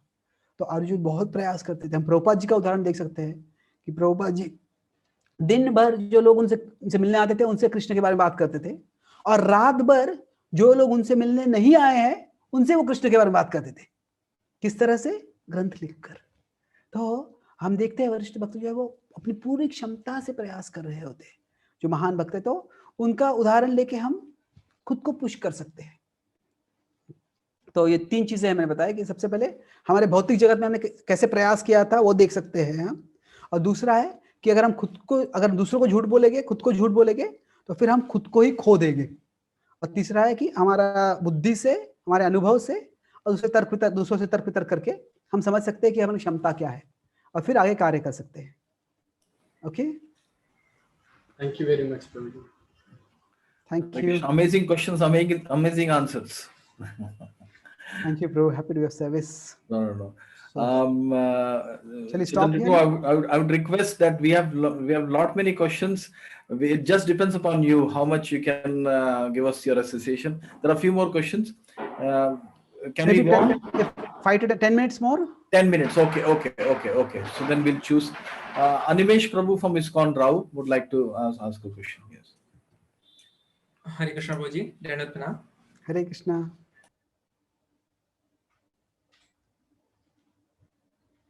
आप म्यूट हो मुझे लगता है। Hare Krishna. Am I audible, Prabhuji? Yes. Okay. Thank you so much, Prabhuji. First of all, I would like to thank you for your articles, that Gita Daily articles. They are just amazing. And thank you so much for that, Prabhuji.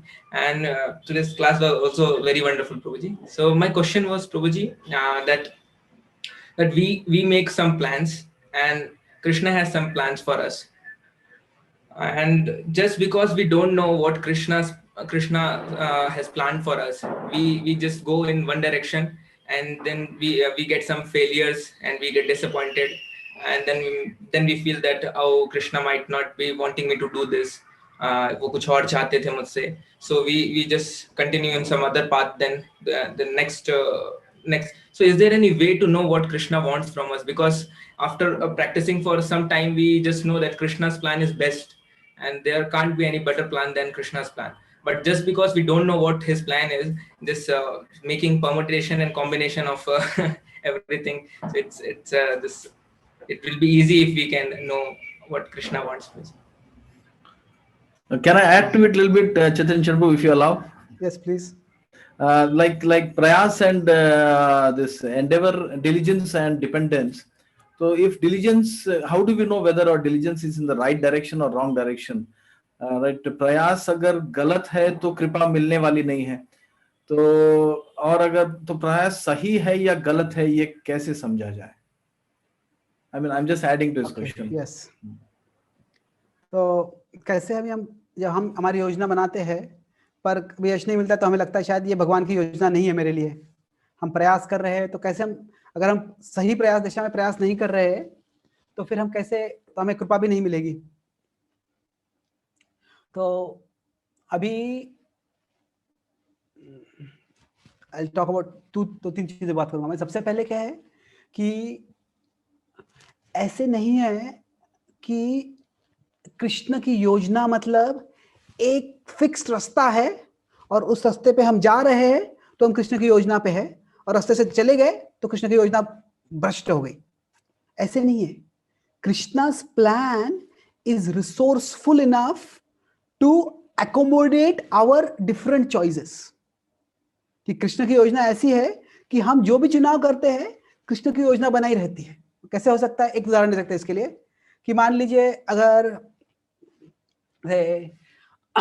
आप अभी इंदौर में है और इंदौर से आप उज्जैन जा रहे हैं, उज्जैन से इंदौर आ रहे हैं, तो आप कार में आ रहे हैं और आपने जीपीएस लगा दिया है और जीपीएस बोलता है अभी यहाँ पे आप राइट में मुड़ो, और तभी अगर आप लेफ्ट में मुड़ लेते तो जीपीएस क्या करता है? जीपीएस कहता है तुमने मेरा आदेश पालन नहीं किया, दफा हो जाओ, घूम जाओ तुम अभी। नहीं, जीपीएस तुरंत क्या करता है? रीराउट कर लेता है और जिस दिशा में हम गए हैं वहां से अभी ठीक है, अभी आप यहाँ से 100 मीटर दूर जाके फिर राइट में ले जाओ, या ऐसे जाओ वैसे जाओ। तो कैसे है कि ऑफ कोर्स अगर हम गलत दिशा में गए हैं तो हमको पहुंचने में समय लगेगा, पर ऐसे नहीं है कि जो हम हमारे गलत चुनाव से जीपीएस हमें ठुकरा देती है, ऐसे नहीं है। तो वैसे ही भगवान तो अल्टीमेट जीपीएस है, तो भले ही हम कोई चुनाव गलत भी कर लेते हैं, मान लीजिए गलत हो गया चुनाव, तो इसका मतलब ये नहीं कि no choice, no choice however wrong places us outside of God's plan. कि हम कोई भी चुनाव करें, भगवान की योजना में हम हमेशा रहते हैं। तो ये पहले समझना है। तो कभी हमें पहले के बुरे चुनावों से हताश नहीं हो जाना चाहिए कि अरे मैं तो ऐसे बुरे चुनाव कर दिया, भगवान की योजना मेरे लिए कुछ है ही नहीं, मेरा जीवन खत्म हो गया, ऐसे नहीं है। कितने भी हमने बुरे चुनाव किए हैं, भगवान की योजना में ही है हम, कि भगवान की योजना ऐसे एक फ्लेक्सिबल है, वो रिसोर्सफुल है। तो ये पहली चीज है। दूसरा है कि भगवान एक तरह से हमारी शरणागति चाहते हैं, पर दूसरी तरह से भगवान हमारी स्वेच्छा इस्तेमाल करके वो ये भी चाहते हैं कि हम जिम्मेदारी ले और हम सेवा करें। प्रभुपाद जी ईशोपनिषद के एक तात्पर्य में लिखते हैं कि every living being has an initiative and we are meant to use our initiative to fulfil the initiative of the supreme lord. कि हम सबके पास कुछ स्वेच्छा है, हमारे सबके पास अपनी क्षमता है, अपनी आकांक्षा है, तो वो हमें इस्तेमाल करनी है भगवान की सेवा में। तो प्रभुपाद जी बोला करते थे कि अभी आप देखते हैं प्रभुपाद जी के जीवन में 1965 में वो अमेरिका गए, 1970 तक वो अधिकांश रूप से अमेरिका में थे, उसके बाद में वो भारत में रहे अधिकांश समय के लिए, और फिर सारे विश्व में प्रचार के लिए जाते थे, पर भारत उनका बेस बन गया था।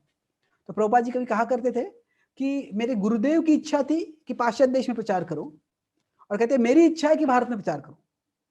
तो अभी क्या प्रभुपाद जी की इच्छा और उनके गुरुदेव की इच्छा अलग है? ऐसे नहीं है।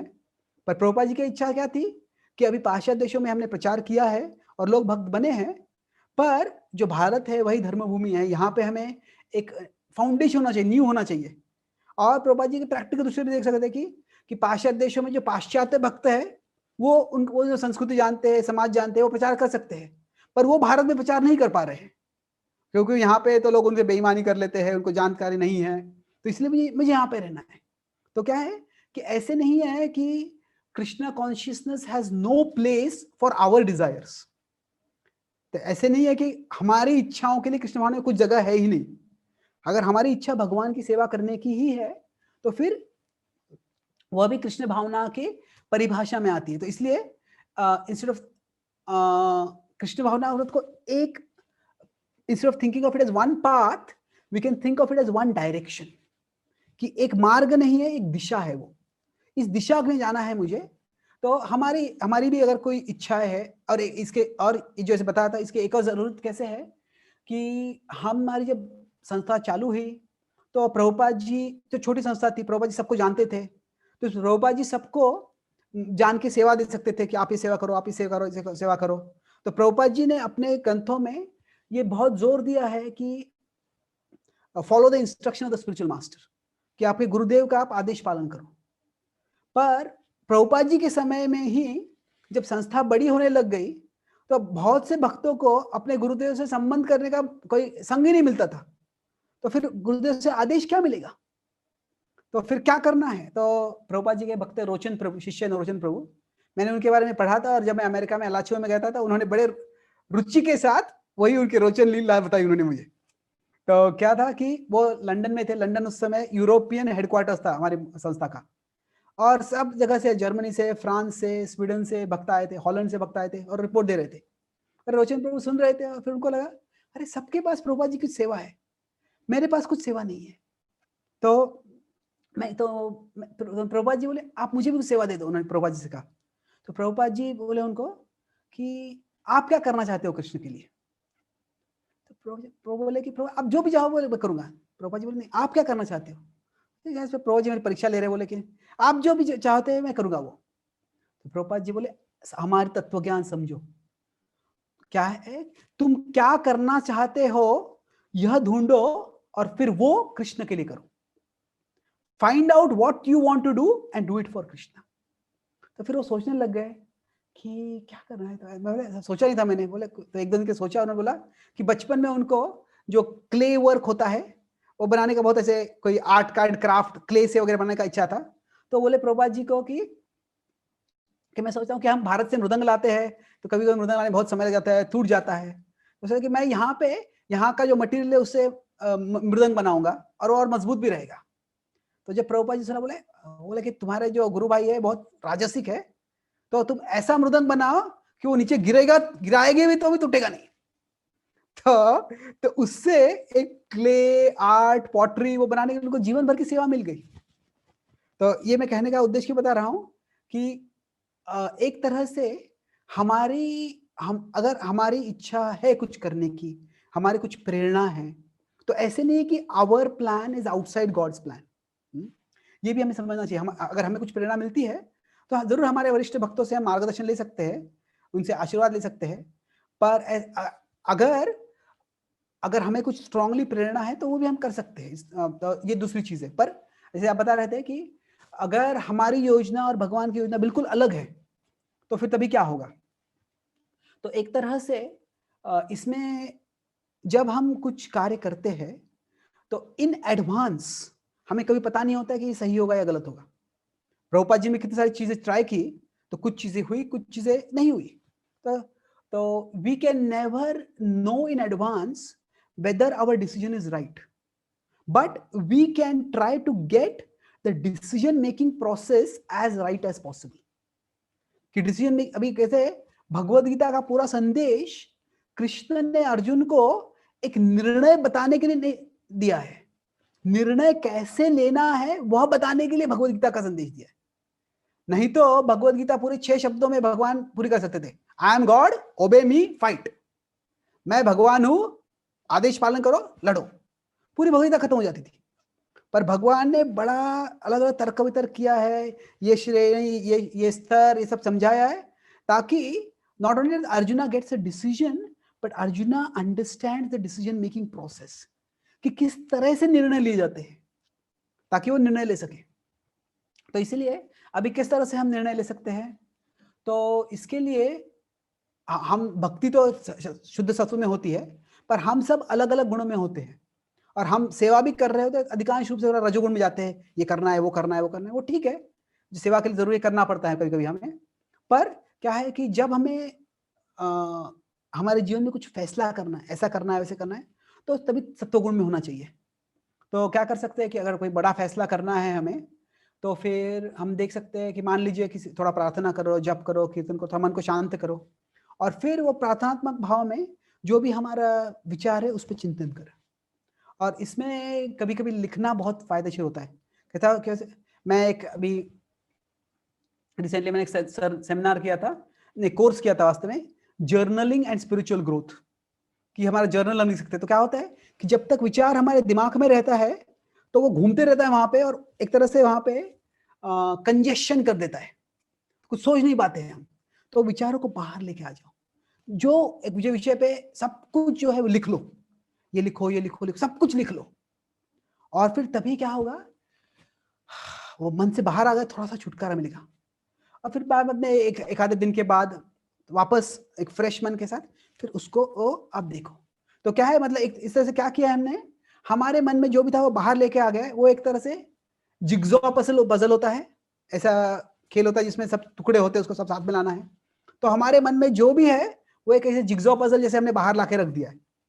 तो अभी वो कैसे फिट होता है दिखता है, ठीक है। तो अभी मैंने जो ये फैसला किया तो ये होगा, ये फैसला किया तो ये होगा, तो ये इसके प्रोज है, इसके कॉन्स है, उसके बारे में हम फैसला कर सकते। 1-2 घंटा विचार करेंगे और क्या करेंगे, तो थोड़ा सा चित्र आ जाएगा वो। अगर मान लीजिए मेरे पास अभी 3 महीने हैं, 3 महीनों में मुझे फैसला करना है, मुझे ये करियर करना है, ये करियर करना है, ये सेवा करनी है, वो सेवा करनी है, यहाँ जानी है, आश्रम में जाना है, वो आश्रम में जाना है, जो भी फैसला करना है हमें, तो हम फैसला कर सकते हैं कि ये 3 महीने में रोज मैं हफ्ते में 1 घंटा इस पर विचार करूंगा, और उसके पहले थोड़ा प्रार्थना करो और बैठ के जो हमने पिछली बार चित्र बनाया है वो और फिट करो, कैसे होता है, ये क्या है, ये क्या है, और समझने का प्रयास करो। और जो हफ्ते के बीच में अगर कोई विचार आते हैं कि अरे ये करना चाहिए, वो करना चाहिए, तो तभी विचार मत करो। कि रजोगुण और तमोगुण में जब होते हैं और तभी बड़े सवालों का विचार करता है तो विचार आगे नहीं बढ़ता है। Thinking doesn't work, thinking becomes work. कि विचारों से कुछ काम नहीं होता है, विचार ही एक और काम बन जाता है और वो बोझा बन जाता है। तो अगर कोई नया विचार आया है तभी तो उसको नोट कर लो, शायद आपके फोन में नोट कर लो, रिकॉर्ड करके या कुछ लिख के, और फिर बाद में जब हमें विचार करने का हमने समय निकाला है तभी वापस बैठो और ये देखो, ये ऐसे कर सकते, ये ऐसे कर सकते, ये एक पॉइंट में सोचा नहीं था, ये पॉइंट महत्वपूर्ण है। फिर इस तरह से क्या है, जब हम हमारा होमवर्क कर लेते हैं, हमारे विचार स्पष्ट हो जाते हैं, तो फिर हम किसी का मार्गदर्शन भी चाहते हैं तो हमारी परिस्थिति हम अच्छी से समझा सकेंगे। जैसे अगर मुझे डॉक्टर के पास जाना है, अगर मेरी सारे क्या क्या सिम्टम्स है, क्या क्या लक्षण है, वो अच्छी तरह में लिखे है तो डॉक्टर अच्छी तरह से मार्गदर्शन दे सकता है। तो कभी कभी क्या होता है, अगर हम हमारा ये होमवर्क नहीं किया होता है तो हम जाते हैं किसी वरिष्ठ भक्तों के साथ या किसी मार्गदर्शन के लिए, और फिर हम 1 घंटा बात करते हैं, ये सोचा ही नहीं मैंने, ये बताया नहीं है, क्या होगा, इससे हो जाता है। तो फर्स्ट डू योर होमवर्क, और फिर ऐसे करेंगे तो तो ये जो कोर्स है इसमें कहता है कि ये जो प्रोसेस है जर्नलिंग का, पहले आपके मन में जो भी लिखो और फिर उसको बुद्धि से क्या है उसको आप एनालाइज करो, विश्लेषण करो। तो उससे क्या होता है, basically we are making our intelligence the counsellor of our mind. कि पहले मन बोल रहा है और फिर बाद में बुद्धि बोल रही है। बुद्धि जो मन ने बोला है उसका विश्लेषण कर रहे हैं, पर क्या है, मन में अगर दोनों होते रहते हैं, अंदर ही दोनों होते रहता है, तो वो समझता नहीं क्या हो रहा है, ये एक चीज ये बोल रहा है, एक चीज ये बोल रहा है, क्या करूं मैं अभी। पर दोनों को सेपरेट कर लेते हैं तो फिर क्या है, वो अच्छी तरह से हम भी आगे बढ़ सकते हैं। तो भागवतम में एक श्लोक आता है 11वें स्कंद में, कैसे कि हम सबको हमारा गुरु बनना है। अभी ये प्रातः में आचार्य बताते हैं कि ऐसे नहीं कि हमें गुरु नहीं चाहिए, पर जो हमारे गुरुओं से हमने सीखा हुआ है वो वास्तव में हमें अमल करना है। तो the spiritual masters intelligence has to become our intelligence, तो उसको हमें अमल करना है। तो ये एक पद्धति है, इससे हम जो फैसले हैं थोड़े अच्छी तरह से कर सकते हैं। और फिर जैसे बताया कि प्रार्थना बहुत जरूरी है, खुद का, सो कंसल्टेशन, प्रेयर एंड इंट्रोस्पेक्शन। तो जब हम पहले खुद का इंट्रोस्पेक्शन कर लेते हैं, खुद का विचार कर लेते हैं, फिर दूसरों से कंसल्ट कर सकते हैं, फिर प्रार्थना भी करेंगे। तो प्रार्थना में भी ऐसे ही जेनरिक प्रार्थना में, भगवान मुझे आप मार्ग दो, ये करूंगा तो क्या होगा, मुझे आप, हमारे प्रार्थना में भी थोड़ा और उत्साह और भावना आ जाएगा। और इससे एक और चीज होगा कि आखिरी चीज में बोलूंगा कि भले ही गलत फैसला हो जाए तो क्या हमें समझेगा कि अच्छा ये मैं ऐसे सोचा था पर ये ऐसे हो रहा है। तो if the decision is wrong we will be able to accept it rationally and change course. ठीक है, मैं ऐसा सोचा था इसलिए ऐसा होगा, मैं सोचा पर अभी ऐसे हो रहा है तो इसलिए मुझे अब ये करना चाहिए। और क्या होगा, कभी कभी हम सही फैसला भी करेंगे, पर अगर हमने अंदर से ये विचार नहीं किया है तो हम सही फैसला कर रहे हैं पर सोच रहे शायद ये सही नहीं है, शायद ये सही नहीं है, शायद ये सही नहीं है। तो we will second guess and sabotage ourselves. तो इसीलिए हमें more important the decision is the decision making process. तो अगर हम वो फैसला करने की जो पद्धति है उसमें और हम सक्षम हो जाएंगे, उसमें हम प्रयास करेंगे, तो कोई फैसला गलत हो सही हो वो हमारे हाथ में नहीं है, पर धीरे धीरे हम सही मार्ग पे अग्रसर होते रहेंगे। Does it answer the question, Prabhu? Yes, surely. Animesh Prabhu. Thank you so much, Prabhuji. Best answer. Thank you so much, Prabhuji. Hare Krishna. So, Chaitanya Chandra Prabhu, there were many frequently unanswered questions. Not answered questions, frequently unanswered questions को आपने इतने सुंदर तरीके से answer किया है, really. And आप जैसे बोल रहे थे ये जो राइटिंग वाला जो आदत है, so I found it really very it's a wonderful concept. And in fact जब आप लेक्चर दे रहे थे आज का, तो मेरे मन में बहुत सारी चीजें आ रही थी और मैंने उसे लिख भी लिया। उसमें से एक वो ये लिखा मैंने कि किसी ना किसी तरह से चैतन्य चरण प्रभु का संग और हमें प्राप्त करना ही है। हरे कृष्णा। हमारे जो ऑडियंस है, there are many centres here. ISKCON Indore is there, ISKCON Dewas is there, ISKCON Gwalior, then ISKCON Ratlam, right, Chindwada, Riva, right. So few devotees from each center, they are there. Also on Facebook, people have live chal raha hai. People have joined there also, right. So again, I would like to thank you on behalf of ISKCON Indore. जो लोग थोड़ा सा late आए हैं, शुरुआत में प्रभु जी का introduction miss किए, लेकिन अभी अगर मैं इंट्रोडक्शन फिर से बोलूं तो कम से कम एक आधा घंटा जा सकता है। तो मैं सिर्फ इतना बोलना चाहूंगा कि प्रभु जी जो है is one of the stars of ISKCON, may be not stars, moons of ISKCON, right. And बहुत बड़ा सौभाग्य हमारा आज है कि हम लोग ऐसे व्यक्ति से सुन रहे हैं जो पूरी दुनिया में भ्रमण करते हैं और कृष्ण कॉन्शियसनेस का बहुत ही मैच्योर एंड इंटेलेक्चुअल कंट्रीब्यूशन जो है आज ISKCON सोसाइटी में दे रहे हैं।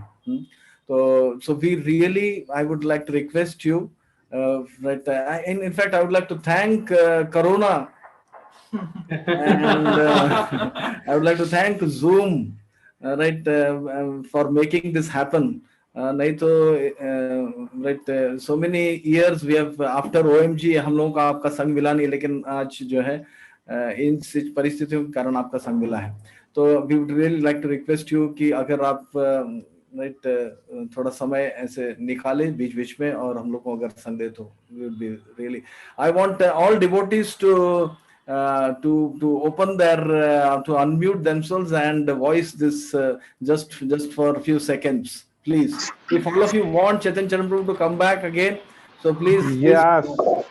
Yes, Prabhuji, yes.